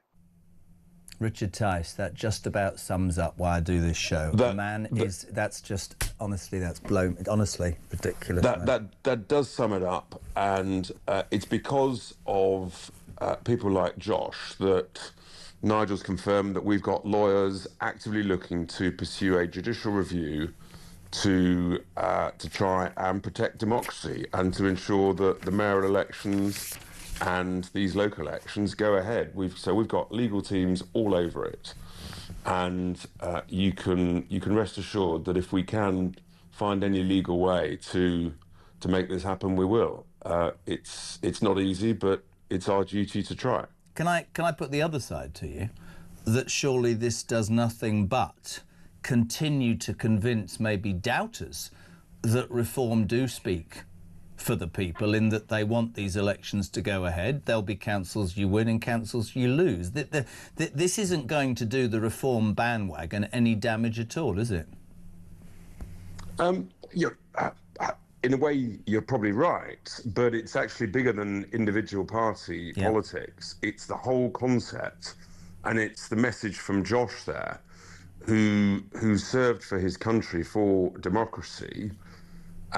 It's people like Lance Corporal George Hooley, who sadly died on duty in Ukraine last week, protecting democracy. That's why these elections must go ahead as planned, and it's those are the things that bring us up sharp every week, and say, look, who are we? Are we a dictatorship, or are we a great democracy that people respect all over the world? Couldn't agree more. Just very quickly, my friend, I know it's slightly fuzzy this morning after your celebration. You had a bit of a drink stew last night at the House of Commons, which sadly I was invited to but couldn't make because I was at Lapland with my children. You had a better invitation. Well, would you have preferred to have been at wet Lapland or at the House of Commons having a snifter or three? Well, what I can tell you is that this morning we've been looking at the numbers on the government borrowing figures, which are completely out of control, and the ONS has revised the numbers up. But in the 8 months to date, Jeremy, get this, the government has borrowed £132 billion and is heading for over £150 billion, probably some 10 billion plus more than the budget numbers, the Treasury and ABR forecasts just 3 weeks ago. So, I'm afraid all of the debt numbers, the borrowing numbers are dreadful. And do you know the really Absolutely interesting thing, and I'm so grateful for you putting that on, because what I get a sense of, and of course you know this from broadcasting yourself, one has to be really careful because people will say you're sensationalising or it's conspiratorial. There is a massively increasing lack of real trust. There are people saying, to me this morning, well, is the general election going to be cancelled? What the hell? They want ID, they want this, they want that. Many millions of people in this country feel that the most basic things, truth, decency, honour, whatever, have disappeared under this government, and now you point that out as well. We don't know, do we, Richard Tice, what to believe with these people? We just don't. It is unbelievable, and it's just so disappointing. Hard to believe how a government has fallen so dramatically in such a short space of time. Just before we break for Christmas, all of us, did you, I know I've asked you this before, but it's an interesting one. You can't have possibly imagined it would be this disastrous, because I didn't, hand on heart. Did you? Not this disastrous. No one could. I mean, how a Prime Minister can go from a 170-seat majority less than 18 months ago to a position where he's now fighting for his political life just shows how politically incompetent and inept he is and the Labour government is. Couldn't agree more. Listen, pal, thank you, and thank you for thank you for always being available, and I mean that over the last year or so. We'll look forward to speaking to you many times in the new year. Richard Tice, eventually we got our technology right. Deputy Leader of Reform, responding to the fact that our Prime Minister yesterday wrote to 63 councils locally across the United Kingdom and said, if you want to cancel the May elections, sod the electorate, let's do it. I want to stay in power, you don't want to lose your job. Nick, what do you make of it all, my friend? Morning, Jeremy. It's Nick from Loughborough.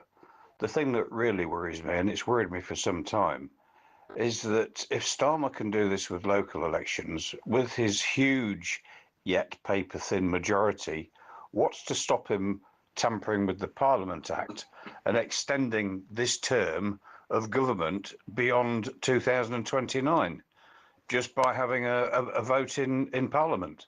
This is terrifying. This is the stuff of communism. Have a good day. It's interesting when people say that. Look, there are many people. Listen to Sean in Bridlington. A government that takes away your rights to vote and your right to a jury trial needs to be overthrown. Labour are the enemy of the British people. Nobody sat here would have anything to do or condoning not paying your council tax or anything like that. But there is absolute frustration that is growing at what people perceive to be an absolute attempt by this government to curtail, abandon and cancel many democratic rights. Love to hear your thoughts. 87222. Start your message with the word talk. Voice notes 0344 419 1000. Sammy, push the sports button, big boy. 90 minutes in 90 seconds. From The Sun.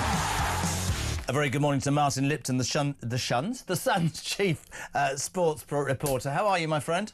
I'm very well, Jeremy. How are you? I'm all right. Back page. This is really interesting. No excuses. I just want to talk about this because as a West Ham fan, a team that will be relegated, I look at Arsenal, I look at their squad, I look at the fact that Mikel Arteta has had 5 years, and I very much agree with what's been written in Sunsport today, which is that it's now or never for Mikel Arteta, isn't it? Arsenal have to win the Premier League, don't they? Well, they've got the best squad, they've got the deepest squad, they are the best team, I think, as well. And they looked in complete control of the title race just a few weeks ago, but they've dropped points, the pressure's on, and by the time they kick off at Everton tomorrow night, they could be second behind Man City. So questions are starting to be asked. Arsenal fans are starting to worry that this guaranteed title that they expected and anticipated may not happen. And the fact that Thierry Henry, who was obviously a member of the team that won in 2002 and part of the Invincibles in 2004, is making this suggestion, will strike a chord, I think, with lots of fans. It is now or never. This is their time. If they're going to win it, this is surely the season. Couldn't agree more. Also on the back page, Joke Paul versus AJ. All of this on our sister station, talkSPORT, in the early hours of tomorrow morning. Some will say late Friday, others will say early. Jake Paul, an influencer, yes, he's made millions, fights AJ, Anthony Joshua. I've just seen the weigh-in right? The guy's about 4 foot tall. To me, it's a joke. I understand that AJ is going to make 50 million for very little. We have Spencer Oliver, TalkSport's boxing guru, on in the next hour. Just your thoughts on this. This is a mismatch. This is just money, isn't it? I hope it's a mismatch. I mean, it seems to me utterly ridiculous. Yet there will be millions of people tuning in. I suppose if you give people what they want, then it's sensible. But I find it quite obscene, really. It should be a blink and you miss it. Yeah. Look, we're talking about AJ, Anthony Joshua, world champion a couple of times, one of the best British boxers of all time, against a YouTuber. Now, come on, if you'd said this 5 years ago, you'd have been laughed out of court. Yeah. Now it's 50 million fight on various Netflix, I think it is, tomorrow morning. I don't understand it, maybe because I'm old, but I think a lot of people who aren't old may not understand it either. Completely with you. Just quickly, the BBC Sports Personality of the Year award last night. I don't want to talk about the programme. It was so politically correct, I almost threw up. Rory McIlroy, golf's my thing, absolutely. Sixth person only in history to complete the Grand Slam of golf this year. Won the US Masters in a playoff with Justin Rose at Augusta in April. Good to see him get the recognition. The touching bit in that programme last night, I don't know if you saw it, was the two of those ball murdered in the Southport killings, who ran the London Marathon to raise money, and the whole place wept for two real heroes, my friend. You would do. As a father, as a human, as anything. That is something that grabs you emotionally, doesn't it? You look at that, you see their suffering, you see how important it was for them to keep that flame, that candle burning for everyone to see. For the rest of their lives, and that puts sport into its true perspective. Completely agree. Martin? It's the best of the least important things, but it doesn't really matter. Completely agree, my friend. Listen, have a great Christmas, you and your family. Many thoughts and thanks for your support this year. The Sun's chief sports correspondent, Martin Litton, Sunsport, on the back of the best newspaper in the land every single day. What is it? It's almost 9 o'clock. We're live across the UK. Talk Breakfast is on another hour. We'll kick off with Alex Wilson, Reform candidate, the only one in the UK London Assembly. We'll get his thoughts on everything, including the fact that our Prime Minister wants to cancel your right to vote for councillors in May. Back.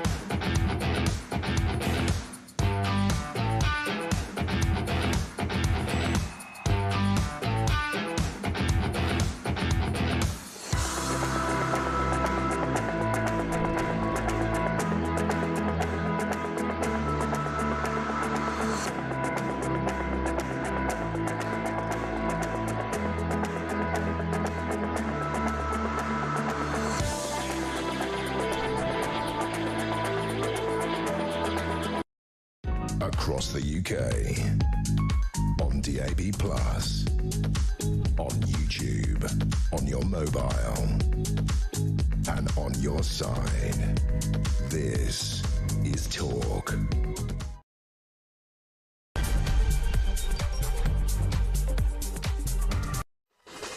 A very good morning to you. Just gone 9 o'clock. It is Friday the 19th of December. Christmas is a-coming. The goose is getting... I'm not doing that. By the way, 24 million people will take to the roads in the next few hours, including Mrs. Carr, who's driving me back to the coast.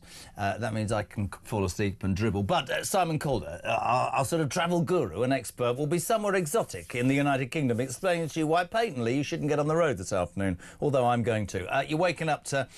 well, I think probably one of the most annoying stories in the history of the land. Front page of the Mail, front page of almost every newspaper this morning. Labour's running scared of voters. Keir Starmer yesterday, rather cleverly / duplicitly, is that a word? Announcing, just as Parliament's about to go into Christmas recess, so it can't be discussed, that in fact he'd written to all 63 local councils, and because of the need for what, you know, reorganising local government, let's not have the May elections, up to you. Those of us with the brain cell would say that this is a blatant attempt to stop our democratic rights, because surely, whether it's councillors or MPs or anybody in any profession that's elected, you are only in or out of the possession of that position because of the people that voted for you. And any politician who wants any credence whatsoever needs to accept that. Absolute outrage. We've already heard from Richard Tice, Deputy Leader of Reform. We've heard from Sir James Cleverly, of course, Housing Secretary, both saying this is an attack on our rights as individuals. 0344 499 1000 is the number for your voice notes. You can also get me on text in the next hour, 87222. Hello to Kevin, hello to Zarina. I think that I've seen more people. I mean, Kaz, is there a way the voters can call for a vote of no confidence? No, Maggie's in Cheshire. We need to use the ECHR to get our human rights back. Ask Richard Tice. Otherwise, I can see a general strike. Michelle says, can we not get the King to dissolve Parliament? Michelle's in Doncaster. No, my darling, I wish we could, but he is indeed a constitutional monarch. Keith in Forest. Jez, it's OK cleverly saying cancelling elections is against democracy, but if just one of the dozens of Tory councils vote to postpone elections, it will blow Kemi Badenoch's credibility out of the door. People are calling for a national strike. Melissa in Basingstoke. If Gina can take the government to talk over Brexit, surely we can take them to court over these proposed delays to the local and mayoral elections. This is beyond shocking. Good morning to Simon. He says the King needs to intervene. The King can't. Sorry, not being difficult. Fat. Rod's in Essex. Morning, Jez.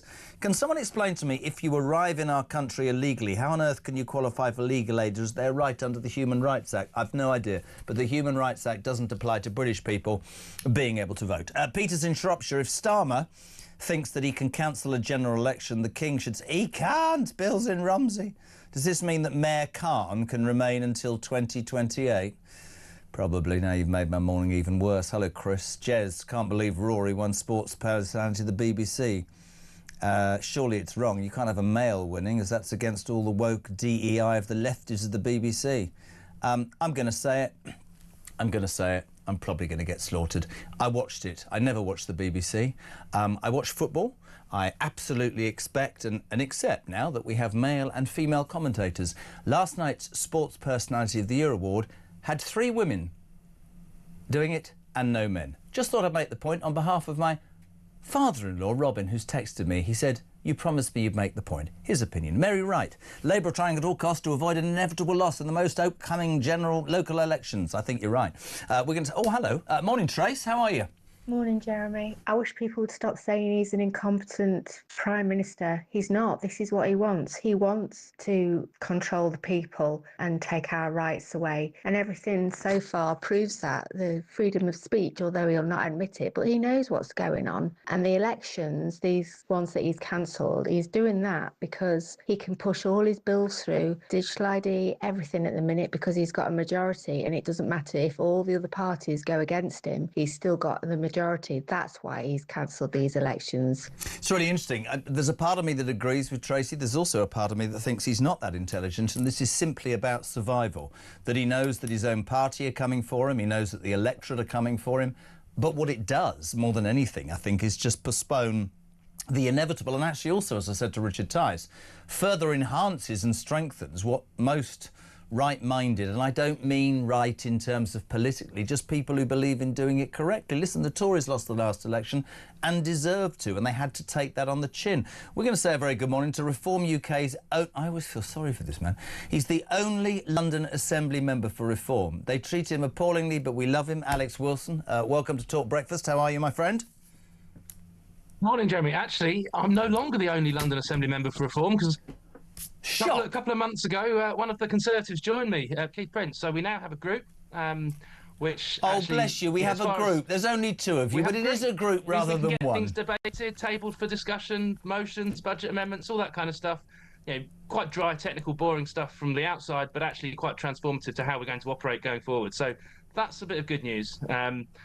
But the bad news that we're here to talk about this morning is the possible cancellation of these local elections.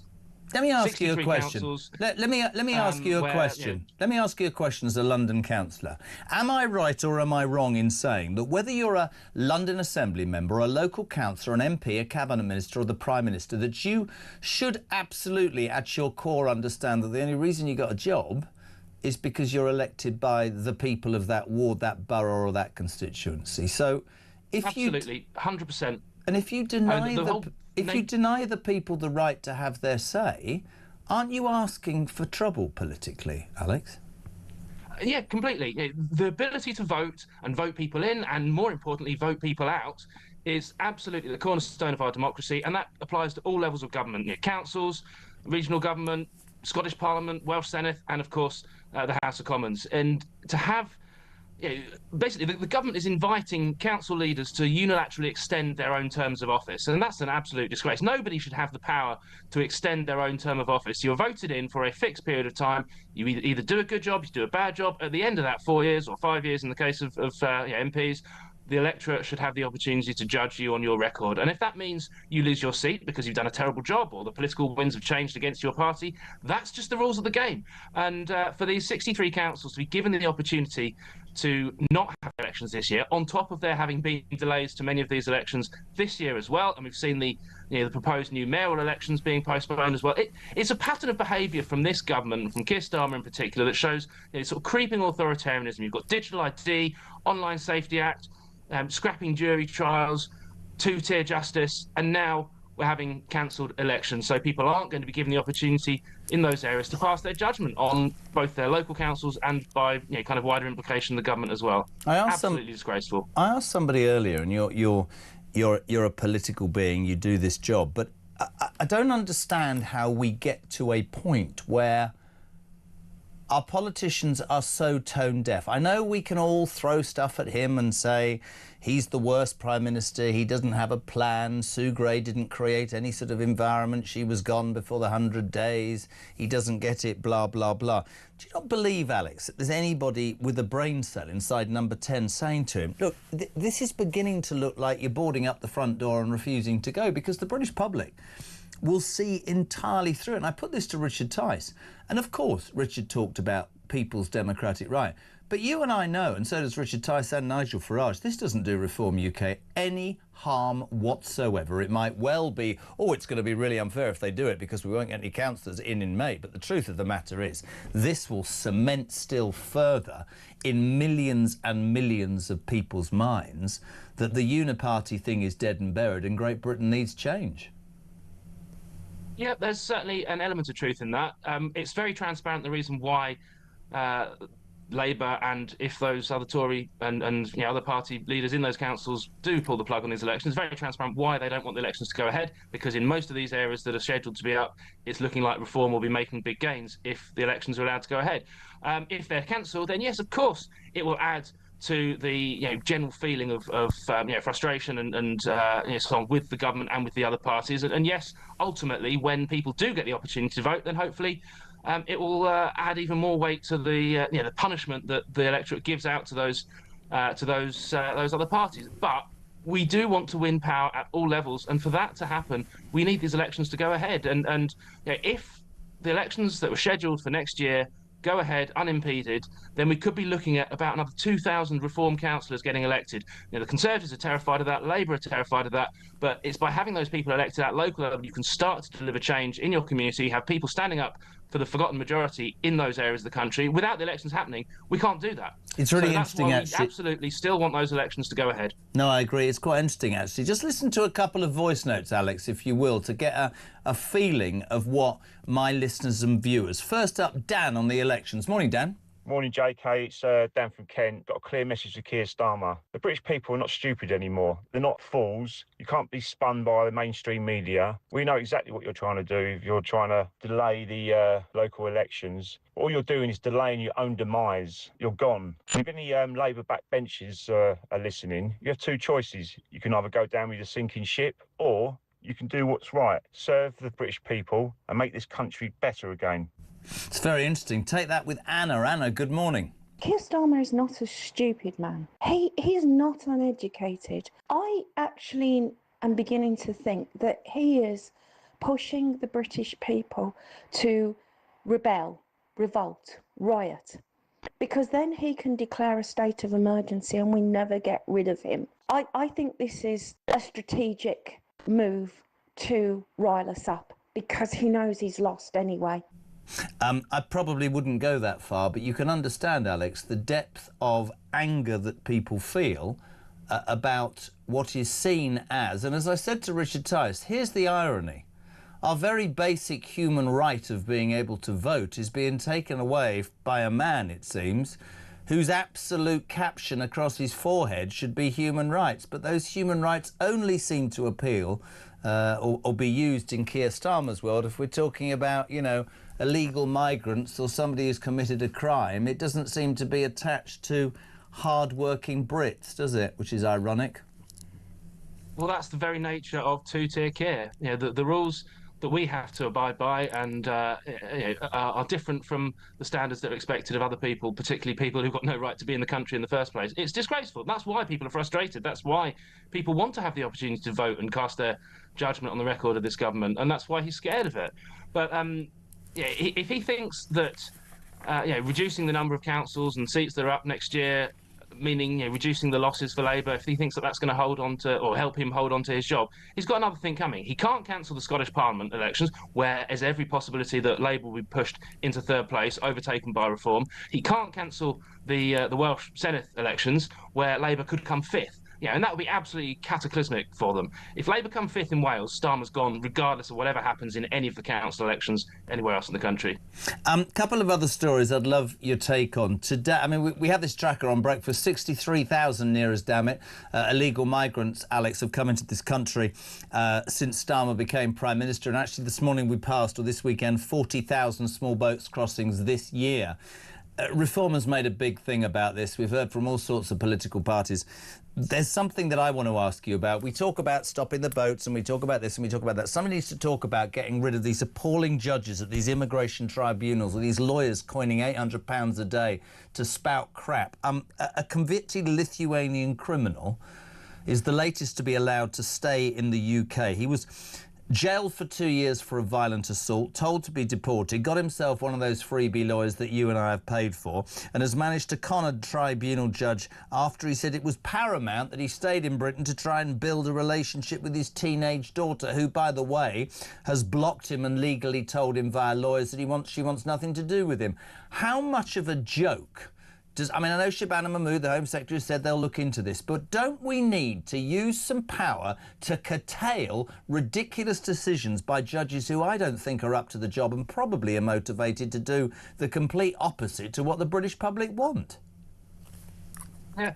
When I saw that story, I'd like to say I was surprised, but I wasn't, because it's the latest in a string of similar cases where things like Article 3 and Article 8 of the ECHR are used as excuses for not being able to get rid of people who, quite frankly, have no place in the country. And in this particular individual, a string of violent offences, including having an abusive relationship with his partner, who wants nothing to do with him. The daughter wants absolutely nothing to do with him. And yet he's somehow managed to hoodwink the tribunal into believing that that an opportunity to rebuild the relationship with his daughter, who wants nothing to do with him, is a reason to stay. It's a disgrace, absolute disgrace. Is it hoodwinking, or are we dealing with judges, genuine question here, who have a political motive, or are they part of that sort of Starmer-Hermer madness that seems to want to, excuse me for saying it, some people won't like this, stick up for the perpetrators instead of the victims of crime? Stick up. I mean, our own government, Alex, took the council in Kent, in Epping, that stood up for their local residents and said, we don't want a migrant hotel next to a teenage girls' school. So a couple of them, one of them has been assaulted. We want to do what's right by our people. And our own government went, no, the rights of migrants are more important than the rights of your indigenous population. And maybe you're right. Maybe we shouldn't be bloody surprised. It's just, to many of us, it's appalling. Appalling. Well, I'm glad you mentioned Lord Hermer, because the continued presence of Lord Hermer in the government tells you everything you need to know about what the Prime Minister's priorities really are. For all the talk that comes out of Shabana Mahmood, and I welcome the tone of the things that she's saying, but fundamentally she's not going to get the Labour Party to back her while the Parliamentary Party is comprised as it is, and while the likes of Hermer are in positions in government, because their objective is very, very different. They do not want to stand up for hard-working British taxpayers who are funding all this and basically being taken for mugs. It's two-tier Britain and it's two-tier Keir, and we're getting fed up with it. And I know you're fed up with it, I'm fed up with it, your viewers are fed up with it. Time to do something about it. We've got to have a general election, get rid of this shower, get a real government in that's going to put British people first. Many people that have contacted this show this morning think that if he can cancel the May elections, what if he tries to cancel the general election? He's got a majority, surely he can just pass the bill. Well, I think in that case, I know in your preamble you were reading comments and people saying, "Oh, the King should intervene." Obviously, he can't at this stage. I think if the PM was to actually cancel a general election, I think at that stage, we'd be in a terrific constitutional crisis, and God knows what would happen. But hopefully we won't get there. I mean, Starmer will be gone by the end of the Parliament anyway. I'm sure of it. Final question for you. There was a sort of an interesting, I thought rather highlighted point a few months ago when that drama programme, Adolescence, about a young schoolboy, misogyny, attacking a girl, blah, blah, blah, won every award, and quite right. So I remember Starmer a couple of weeks later saying, we're going to use it to educate people. Overnight, and I do think she's right here, I'd love your take on it, Tory leader Kemi Badenoch says Labour, instead of instead of expecting teachers to talk to young English white boys about, misogyny and sexual violence, yes, we need to deal with that. They should start with stopping migrants coming to the UK from cultures that don't respect women in any way. And I absolutely, not only do I agree with that, I'll go further. Surely, don't know where you stand on this, Alex, it's not for teachers. I don't want my sons being taught by their teachers how to treat a woman, the difference between right and wrong. That's my bloody job as their dad, isn't it? Yeah, as the father, it's your job to be a positive role model for your children and teach them and learn how to behave in a sensible modern society. But and where I completely do agree with Kemi, that what the government has proposed is interesting. We'll look at the detail, but it is missing a very, very, very large part of this picture of sexual abuse against young women and girls, and that is people, as you say, coming undocumented, unvetted, from cultures who have a background which is far less progressive in terms of how they deal with women's rights and so on. And if you're not addressing that, you're missing the big elephant in the room, and you're not going to get to the bottom of what's really driving this rise in violence against women and girls. So you need a complete picture that looks at every factor, not just those that are fashionable for the lefty elite to pick on. Couldn't agree more. Listen, Alex, thank you again for all your support this year to talk. We hope you and your family have a great Christmas, and we look forward to speaking to you on To The Side, my lad. Just gone 9:20. We're live across the United Kingdom. Julia's not here today. Who's doing 10 o'clock? Peter Cardwell is here. To the ad break. Andy, good morning. Morning, Jeremy. I'm fuming like lots of people are. Looks like we're not going to be able to have our elections next year. You mentioned earlier he's putting off the inevitable, but what damage is he going to do whilst he's waiting for the inevitable to happen? I mean, he's changing things at a rapid rate. We just need to get this guy out. I mean, how long before he starts locking away his opposition? I have to say, real palpable anger about the Labour Party's idea that they should cancel May elections. That was Andy. To the break, I promise you this time. James, good morning. Morning, Jez. I actually think these cancelled elections is a good thing for reform. For one thing, it means that they're not having to deal with all the disaster that current councils have left them and getting a bad rap for that over the next couple of years. And it's just going to solidify the anger and the frustration in the country. So by the time that the elections do take place, which will be much closer to the next general election, I think reform are going to absolutely storm it. So I actually think it's a good thing. But fair play, we should be creating as much noise of this as we possibly can.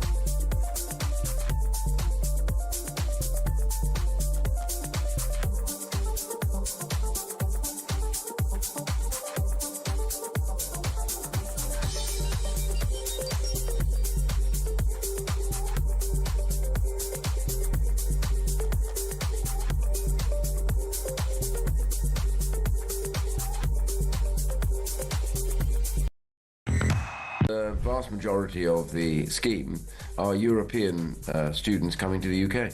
And the reason for that is the UK, second only to the US, has its top universities in the top 10, top 20, top 30, top 40. I think you have to get to about the top 30 or 40 before a European university actually enters in the scale. I don't blame the European students wanting to come across to the UK to visit places like Oxford, Cambridge, London University, Bristol, all these top universities that we've got here, because, you know, it does them good.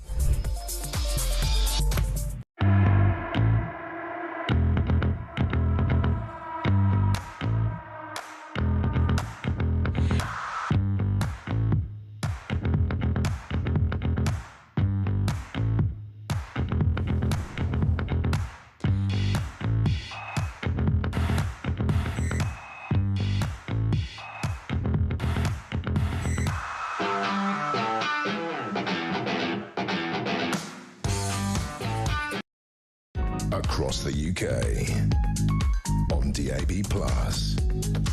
on YouTube, on your mobile, and on your side.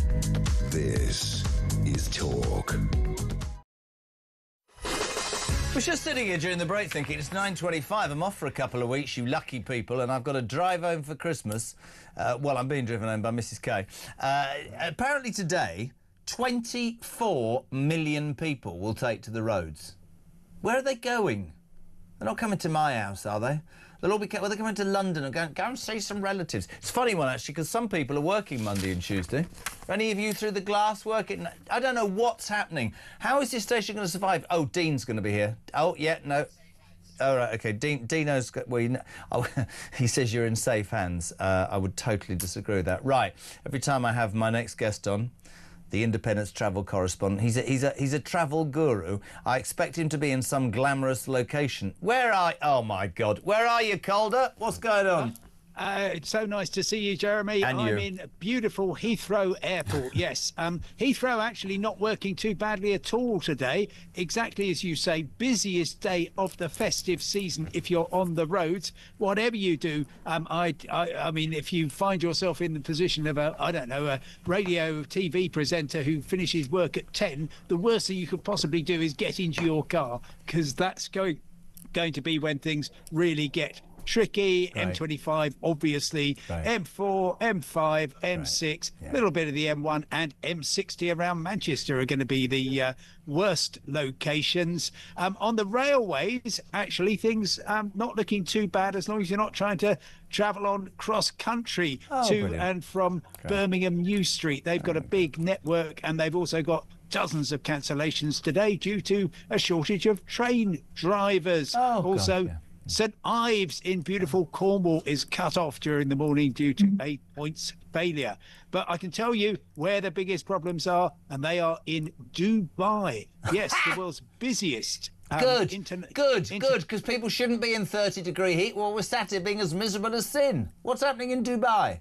Right, OK, massive thunderstorms overnight. We saw, for example, the flights that took off from Gatwick, from Newcastle, from Manchester yesterday afternoon landed early hours of this morning, not at Dubai International, where they thought they were going to, but at the second airport, Dubai World Central. From what I can see, they spent quite a lot of time sitting on those planes before they flew all of 28 miles to the correct airport to find, unsurprisingly, that their connections had already gone, which was a real problem for a lot of people. It's going to be very, very messy. And the impact is if you are flying, for example, from Glasgow, from Edinburgh, from Newcastle, from Manchester, from Birmingham, from Stansted, from Heathrow, or from Gatwick to Dubai today, your flight is probably going to be, I don't know, typically 90 minutes late, and that could jeopardise your connection. Why do I sound like I don't have any sympathy? So let me get this right. I'm heading to the coast with Mrs. Kyle, which in itself is a challenge.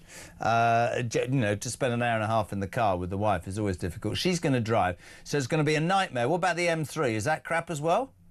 M3's not too bad. If you're heading for that part of the world, the main problem is actually going to be from Christmas Eve onwards. The M25 is going to... sorry, forgive me. The M27 in Hampshire is going to have a bit of a problem there. And, of course, if you want to talk about problems after Christmas, just try going anywhere near the West Coast main line. There's going to be massive issues all the way from, well, pretty much Euston in London all the way up to Carlisle in Scotland. But hopefully most people will get where they need to be, but do check in advance wherever you are going. I've got to ask you this, because you're like this. I mean, you spread bad news like most people. Do you know what I mean? I mean, why are you... Well, you do. Why are you sat at Heathrow? Are you flying off somewhere exotic? No, I'm not, Jeremy. I'm simply talking to people, most of whom are quite happy. I've just been talking to a chap who's off to Dubai. His flight's 90 minutes late. He says, it's all right. It's going to be sunny when I get there. He's one of the lucky people who is not going any further than Dubai. So he's just going to have a slightly later dinner, but he's going to enjoy his time in Dubai. It's just people trying to get there further. But no, I don't want to be the voice of travel doom. No. I want to be the voice of travel festive joy. Well, there isn't any, is there? Oh, yeah. I mean, the vast majority of people are going to get where they need to be, but there's always something. You... I put it to you, Jeremy, are old enough to remember the December drone at Gatwick. Yes. The week before Christmas. Yes. 1,000 flights cancelled, 150,000 people had their travel plans torn up. And then here at Heathrow, we had snow about 15 years ago. Do you know, and that completely shut down the whole place. Do you know, I always tell this story, and I've never told you this. I always wonder, we always joke, you know, Britain closes down, leaves on the line, bit of wind, bit of rain. I remember when I was working in the States, and I remember on a particular Friday evening, I was getting the red eye back, maybe the 10 o'clock flight, and I was filming till 5, and it was literally snow. And guys, through the glass, there must have been 3 inches on the roads, right? And I literally said to the American team, I guess I won't be flying. I'm like, no, not at all. Go to the airport. And they set this thing off down the runway, which basically seemed to have a fireball coming out of the front of it, which literally melted. I'm not joking. Every bit of snow, and the plane took off. And I thought, do you know what? Say what you want about America, but aren't we behind? Honestly, 3 inches of snow, not a problem. This country, couple of ants, bit of wind, bit of rain, but a couple of leaves, and the whole thing goes to crap, doesn't it? To be fair, if we're honest. Yeah, I absolutely agree, but that's because we're used to temperate, mild weather in this country. Don't you start on that. Don't start on that net zero rubbish. Don't you even go there with me. Don't start. You're not one of them greenos, are you? No, I'm just saying. Give me a chance, Jeremy. I'm just trying to explain why we haven't got one of those amazing snow-burning machines, and that's because we don't generally need one. Yeah. If you've been to Minneapolis or Chicago in the middle of winter, they are basically unfit for human habitation. They've got to have all this kit. Same goes for Montreal and indeed Moscow when we're allowed to travel there. They're really good at flying planes when it's flipping freezing. We're not, because it doesn't normally get that cold. Right, so it's almost Christmas, so we're going to throw 5 questions at you, Simon, that you've got no idea and they're nothing to do with travel. Tonight's mixed match in the boxing, who wins, Jake Paul or Anthony Joshua? Oh, Anthony Joshua. Okay, so you're a bit of a boxing fan? No. Brilliant. Excellent. Have you... Great, sold it really well. Have you done your Christmas shopping, yes or no? No. Brilliant, getting better. Are you buying the wife anything special? Yes. He didn't sound convinced at all. See, I didn't say which one. Last thing. What do you want Santa to bring you, Simon Calder? What does the first voice of travel want for Crimbo? Well, how very, very nice. I want everybody to get where they need to be, including Santa, in time for Christmas Day, which, as you may know, is also my birthday. Are you one of those miserable sods who's... honestly, I feel so sorry for people like you. All your presents on the same day. Is it quite depressing? How do you know which pile's which? How awful that is. No, it's all fine. You get quite used to it. I've had 1 or 2 birthdays before now, actually, so yeah. I'm quite accustomed to it. The only reason I have you look on is you make me feel old. Younger. How old are you, SC? What, being honest? I'm going to be, on Christmas Day, I'm going to be 70. Oh, mate, honestly, seriously, can you retire? You're doing our heads in. No, listen, happy birthday, happy Christmas. I hope you have a wonderful time with the family, and thank you for depressing us all. No, I'm joking. You're a top man. We love you. We hope you have a great Christmas, and we'll speak to you in the new year. The ever doubtable, or reliable, I should say, Simon Calder there. 24 million cars on the road, and I'm letting the wife drive me home. Morning, Alicia. You all right? Lovely. Lovely to see you. On the way, by the way, a legend. I'm very impressed. Former European boxing champion. He's a mate of mine. Spencer Oliver will be on talking about this match tonight. I mean, I don't know if you've a view on this. Anthony Joshua, Formula World Champion, not Formula. I mean, he's a mountain, right? Against Jake Paul, an influencer. Alicia's going to come in and go, I think Jake Paul will win. Back in 3.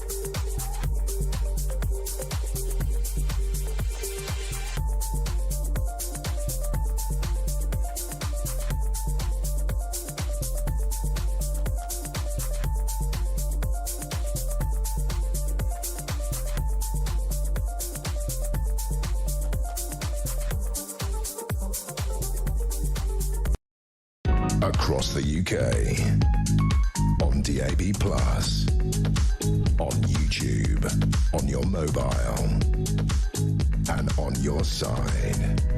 This is talk. Sorry, I've just heard that. Sam's just brought that to my attention. It's a bulging sack of what at Christmas? What is it? There's no bulging sacks on breakfast, absolutely not. Right, 23 minutes to 10. We're live across the United Kingdom. Apparently Donald Trump wants a word. Morning, Donny. Morning, Jezza. It's me, Big Don. Keir Starmer wants to cancel local elections. The left said it me, who is a danger to democracy. Talk about throwing stones in a glass greenhouse. Merry Christmas. You see, the man who loves me... Fake news. Listen, you're being rude. You're fake news. You're fake news. Stop being rude. You're not. Fake news. OK, thanks, Donny. Whoever did that impression was absolutely brilliant. We love that. Donald Trump. You can leave a voice note, 0344 499 1000. Have you got that voice note from earlier where the guy sung the song? Have you got that? Don't go anywhere, peeps. I'm just going to pad here because this is utterly brilliant. Good morning, Jeremy. Remind Simon to renew his driving licence. Now he's reaching 70, says Stefan in Bromley. I wouldn't have Simon Calder on the road. That'd be 24,000,001 person. You know you'd be in real trouble. You get the distinct feeling Christmas is coming. We will speak in a tick with the legend that is Spencer Oliver, former European boxing champion and TalkSport's boxing correspondent. But first, this was the greatest voice note ever. Now, some people are saying... content good, voiceover not so good, but just listen to this. Happy Christmas, everybody. 'Twas the night before Christmas, and at number 10, Keir Starmer was sleeping, tucked up in his den. But all round the country, the people as one were feeling outraged by the things he had done. And as Christmas approaches, I'm going to review a list of the heartaches that he's put us through. He vowed to stop sleaze, he said at his rally, all the while taking freebies from his mate Lord Alley. On his first day, he scrapped all the migrant deterrents, then taxed all the farmers and private school parents. He let down the waspies, stopped winter fuel payments, and gave all the money to benefit claimants. He talked about black holes completely fictitious, as he paid to give Chagos away to Mauritius.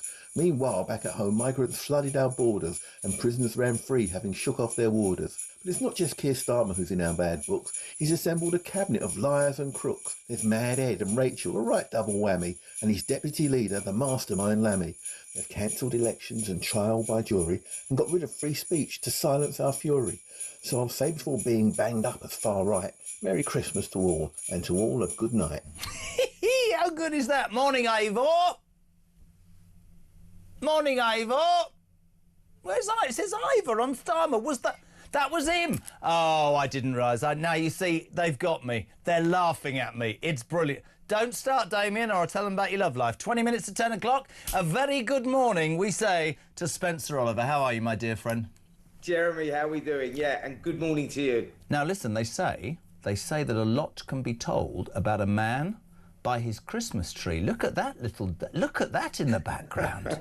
You didn't do that. The wife did that, didn't she? You didn't. So what do we think, mate? Because actually, Simon Jordan gave me a hammering. Well, it looks like you've got a bog roll down either side of your tree. I'm just being... There you go. How's that look? It looks like there's toilet roll coming down it. I'm not going to lie. What do you reckon?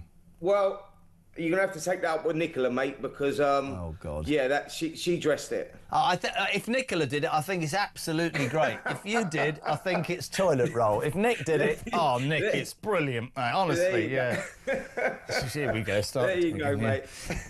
Listen, mate, thank you for coming on. I know how busy you are. I really want to talk about this flight tonight. I'm one of those people... I know Den's a big fan. I'll watch it. I'll probably get up and watch it. I saw the weigh-in. This is... Anthony Joshua, former world champion, at one point seen to be the best thing in Britain. He was going to conquer the world against Jake Paul, an influencer, right? Let's just be honest. Somebody who started life on Instagram and TikTok. Tonight, a fight in Vegas. I mean... You look at the weigh-in, you just think mismatch. You talk about him, Joshua, getting 50 million quid. You see him training. You were a professional boxer. You're going to tell me, I suspect, that who wouldn't turn down that money. But doesn't it degrade his position in the sport? Or am I missing the point, pal? Well, listen, Jeremy, I think what it was with Anthony Joshua, he was going to box November the 22nd. That was out in Saudi Arabia on an undercard in an 8-rounder against the top 100 fighter and probably for the best part of $1 million. He was offered this fight and he's going to go through the same procedures. You know, he's going to be going in the dressing rooms, getting his hands wrapped, smelling the arena, doing the ring walk, going in there and taking someone out. And I think that for Anthony Joshua, that is what it is. It's all roads lead back to becoming a 3-time world heavyweight champion. So for AJ, you know, it's just that he's going through the same motions, but getting more eyeballs on it. I mean, it's going out on Netflix, who have over 300 million subscribers. He's boxing Jake Paul, who has an unbelievable following himself. So it's, you know, for Anthony Joshua, on that side of things, commercially, it's a win-win because, you know, more people find out about him. He gets to take out Jake Paul in fashion, probably in 1 or 2 rounds. And he goes on to continue boxing, and hopefully we get that fight with Tyson Fury. They're talking about September time, or AJ could even be in with someone like Fabio Wardley, who's now the WBO World Heavyweight Champion, and that could be a route for Anthony Joshua back. But I understand this because he was just going to go through the motions. This is what I want to ask you, and you're the expert, right? If I ask that question about degrading it and then I think 50 million, I get that, right? And there's a place the world has changed. But I'm talking about his legacy. I mean, this guy was world champion. This guy was at the top of his tree. Do you look at that, or will critics look at it and go, beyond fun, would Muhammad Ali, would Marvin Hagler, would Tommy... no, they would not have fought an influencer. So does he... Or would they for 50 million? I don't know. Maybe I'm missing the point. Maybe you'd have fought me for 50 million. I've no idea. Tell me. I tell you what, Jeremy Cole, there's a place for me and you to get it on. We can both earn a bundle of money. Now, forget that. You mentioned Muhammad Ali there. Yeah. You mentioned Muhammad Ali. Now, Muhammad Ali did do this. He did do an exhibition in the prime of his career. He fought a wrestler for phenomenal money. And he went on, he continued his career, and you know, the legacy was built. I think for Anthony Joshua, like, you know, who's going to remember this, you know, in 20 years' time? I think going through this, Jake Paul's followers, they will remember it. For I think Anthony Joshua and his legacy, it's just a fight that will be quickly forgotten about once he goes on, continues, and hopefully we get that fight with Tyson Fury. And I think that will be the legacy-defining fight if he boxes Fury in September. OK, let's ask you about the actual fight. You've been there, former European boxing champion, had to retire. You'd have been a worldie, $1 million. You're one of the best guys we have here by a merry mile. Does Joshua, serious point here, knowing how good he is, how dangerous he potentially can be, you're saying he drops Paul in rounds 1 or 2. Does he hold back from hitting him fair and square? How does he approach this, man? What if he injures him? Knowing Anthony Joshua... and knowing, you know, where he's at right now, he's teamed up with Alexander Usyk. He's going to want to go out there, make an impression, show the improvements, show that he's put those demons behind him. You know, he said that he had a lot of troubles outside of the ring, focusing too much, you know, on different businesses, etc. He's put all of that to bed now. He's changed his mindset. He said he's in a great frame of mind and ready to go on and win a world title for the 3rd time. Anthony Joshua approaches this fight, and I think he's going to be quite cold in this, actually. I think we're going to get Jake Paul coming out, trying to survive the first round, taking a look at him. Joshua's going to come out, he's going to push forward straight away, and he's going to be very calculated. And I think if he gets that opportunity, he's going to take Jake Paul out and take him out quite quickly. You have to respect Jake Paul for actually taking this fight, because when it was first announced, I thought, nah, he's never going to do that. It's a publicity stunt. Of course, he's not going to box Anthony Joshua, a live heavyweight, still at the top of his game. You know, if you look at the history of him, he lost to Tommy Fury, this guy. So you have to respect it in many ways, because he's setting himself up for a big... You don't think it'll be a con? Because, of course, the Tyson fight, people were saying, oh, you know, it didn't work, that was completely stage managed. We all love boxing. The reason we're asking these questions is not because we're anti it. I think it's great. I hope he gets that fight with Tyson. It's just, I wonder if you're him, do you go into the grid thinking, I just got to hold back a little bit, or do you just go for it and try and get it over and done with as soon as possible? No, I think from Anthony Joshua's side and Anthony Joshua's team side, the reason they took this fight and the reason this fight is going on is so that they could do it in 10-ounce gloves. It was over 8 3-minute rounds, and one of the conditions was that there was no holding back from Anthony Joshua. He's going to go in there and he's going to do what he's going to do. So the answer to your question is no, I don't think it's a setup, and I think that if it was a setup, then Anthony Joshua has obviously blown the rest of his career, because people just wouldn't accept that. So the other thing is, and I'm going to struggle with his name, I think it's Ruiz, Mike, anyway. Andy Ruiz Jr. So I saw some time ago, right, I couldn't be a boxing commentator, but I'm not doing badly, Anthony Joshua looking like the Empire State Building, more ripped than one of anyone I don't know, against this little fat bloke, I'm not going to lie, with a massive great belly a couple of years ago, more than that, and he knocks Joshua out. It's like the biggest shock in the world. Is there any part of your mind or any of the commentators around this fight that believe that Jake Paul could actually win this fight against Anthony Joshua, pal?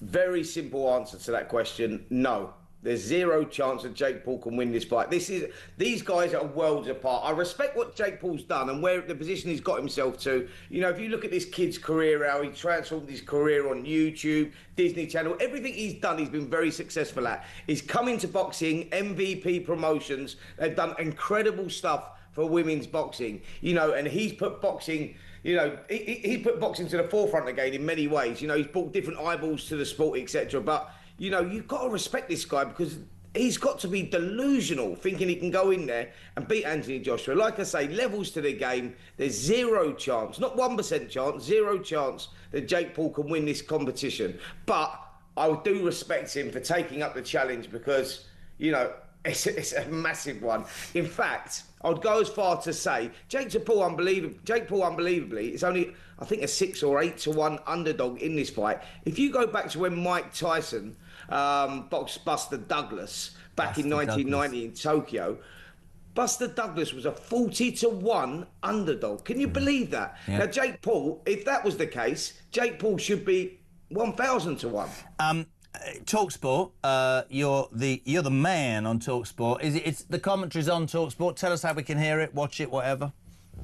Unfortunately, the commentary's not on TalkSport. Well done, Jez. It was solely a Netflix thing. TalkSport are out there. Gareth A. Davis is out there. He's covering things, giving us up-to-date interviews with certain people, certain fighters. Lennox Lewis is out there, amongst others. So yeah, Gareth's out there on the floor giving us all the up-to-date information. But we can only watch this on Netflix, and I believe it goes live, the fight, or the ring walks are around 3:30 a.m. our time tonight. So I could get up, watch England lose the third test, stay up, because I don't sleep anyway, watch the boxing. Do you know, I never write an interview. You know I love the bones of you, man. I've just thought of a question I should finish the interview with pre-Christmas. I love your tree, Nick. You said there's no chance of Jake Paul beating Anthony Joshua. Yes. Irrespective, forget the injury and why you had to retire. Let me take Spencer Oliver back to when he's a former European boxing champion. He's ripped, he's ready to go. If you were at that point and you step in a ring tonight with Jake Paul, who wins? Quite a simple question, that, mate. Quite a simple answer, sorry. That is Spencer Oliver by KO. Good boy. See, people listening will now work out why I spend every day going, Spencer's my mate. He's my mate. Knock me out if I don't say that. What are you doing? Listen, mate, have a great Crimbo, and to you and Nick and everybody else, and tell her I seriously love the tree. And we'll see you on to the side on the new breakfast show, all right, my old son? Cheers, mate. Thank you so much. Take care. God bless. Love him. Spencer Oliver, former European boxing champion, so sure that Anthony Joshua was going to beat Jake Paul. Don't have a bet. He said, if you go back to when I was European champion, I'd have knocked Jake Paul out. Apparently it's on Netflix. Go to TalkSport for all the information. Gareth A. Davis out in Las Vegas getting the truth about what's happening on the floor. It's 10 to 10. Can I just say, before I forget, to Damon, Damon, is it Damon or Damon? What's his name again? I'm joking. To Damien, the legend, to Sam, who's been fantastic. I always forget that girl's name, and it's so disrespectful. Nahar, I'm so sorry, Nahar. You're the best person here. And to Dodgy Dean, who's come in at the last minute today in his white socks and frankly hasn't done a bad job. 10 to 10, back in 3.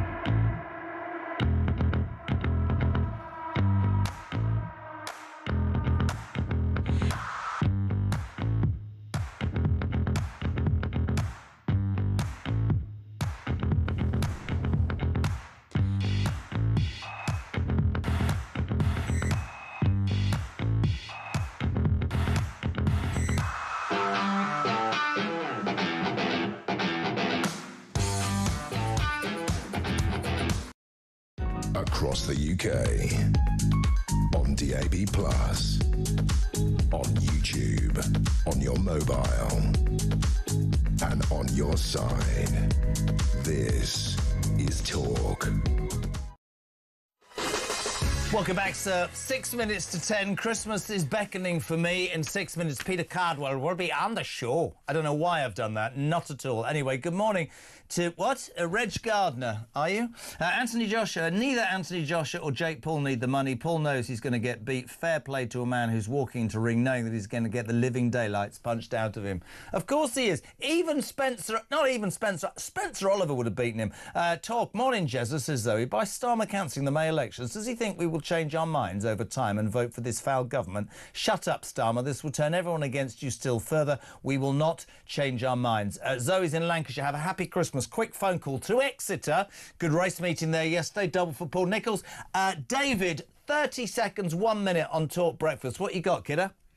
I'm furious with Richard Tyson reform because they're not challenging the salient points of these local elections. They're not what? Wind up. So what did you say? They're not challenging the salient points of these local elections being cancelled. So the critics. So I sat as a councillor in Warwickshire, so I know this. All right. Yeah. They tried to hoodwink us into going into a regional authority with Birmingham so they could borrow more money. Now the critical bit is the councils, mainly in England, are not democratically led anyway. They're led by the officers, but the regional authorities, Jeremy, are regional administrative units. Mm-hmm. Which is what the EU wanted to do to us, to strip away the jurisdiction of the counties and common law. So we've got common law with Europe. So what they're trying to do is bring in regional administrative units. That's what all these elections are about. They're about converting... Why are you livid with... Sorry, hold on a second. Why are you livid with the reform? Because Richard actually was on earlier, hear me out, and said that they're going to take legal action. What have they got wrong? Well, they're not they're not really informing the public properly, and there's no excuse because I've put this to their policy heads and Anne Widdecombe and all the rest of them, and they're saying that this isn't a thing. But if you look at the maps of the regional administrative, the regions that Labour want to bring in, obviously socialist, it's hand in glove with the original 1972 concept for regional administrative units. That's administrative law, administrative by officers of all these regions. God, I wish it wasn't 4 minutes to 10 because I could put this to reform, pal. Thank you. Don't go anywhere. Stay there 1 second, David in Exeter. Let's go quickly to Gareth in Derbyshire. Gareth, good morning. You're on Talk Breakfast. Good morning. Nice to speak to you. Yeah, I just wanted to bring some extra stuff into this, this cancelling of elections thing. Yes. You probably know that I'm on Derbyshire Dales District Council because we've had this stuff fed to us for the last 2 or 3 years. Right. And it's basically being imposed. There isn't actually going to be any meaningful elections now until 2029. How do you feel about that as a councillor then? Well, Derbyshire Dales voted against the case for LGR. I mean, basically, we were told that we've been informed and we were told that it's being imposed on us, this LGR. None of the local councillors really want it unless they Labour and they follow in the party line. Who do you represent, my friend? Well, I've got my own party. It's Derbyshire First. Right. I'm a Derbyshire First councillor. There's 2 of us. But the point is, Derbyshire Dales, it's a mixture between Liberal, Green, Conservative, Derbyshire First, and there's an independent as well. And we've had it fed to us in various meetings, some secret, some public meetings that you can look on YouTube. And we actually lose democracy with LGR anyway, because most of the councillors are going to be, they're reducing the number of councillors by about 4 times. And those new councillors won't be able to represent the public like the current ones can. Sorry for the noise. Peter Carball's just walked through the door and forgot to open it. Don't think me rude, Gareth in Derbyshire. I appreciate your involvement. Thank you very much indeed. Thank you to everybody who's called and texted. It's 2 minutes to 10. He's got his thing in. How are you? Very well. How are you? We were just talking to Spencer. Have you got a Christmas tree? Have I got a Christmas tree? Yes. Did you put it up yourself? No, I got someone else to put it up for me. Missed that joke, didn't you? Yeah. How are you? No, I responded to it with a further... I responded to it in a mature way, and like you immature git. That's what you wanted to say. How are you? I'm very well. How are things with you? Not bad. Is this your last show before Christmas? Maybe. We'll see. Maybe? Yeah. Okay. Can't give away too much. Can't give away what between now and next Thursday? Are you doing a show or not? It's a simple question. No, I didn't think so. I'm going to go home. Mrs. Carr's going to drive me amongst 24 million cars. Right. And then I'm going to get on a plane at some point. But I shall be listening to you. Are you on over Christmas, aren't you? I'm not want actually. to list the days that you're I don't. I'm here tomorrow and Sunday between 10 and 1, and today between 10 and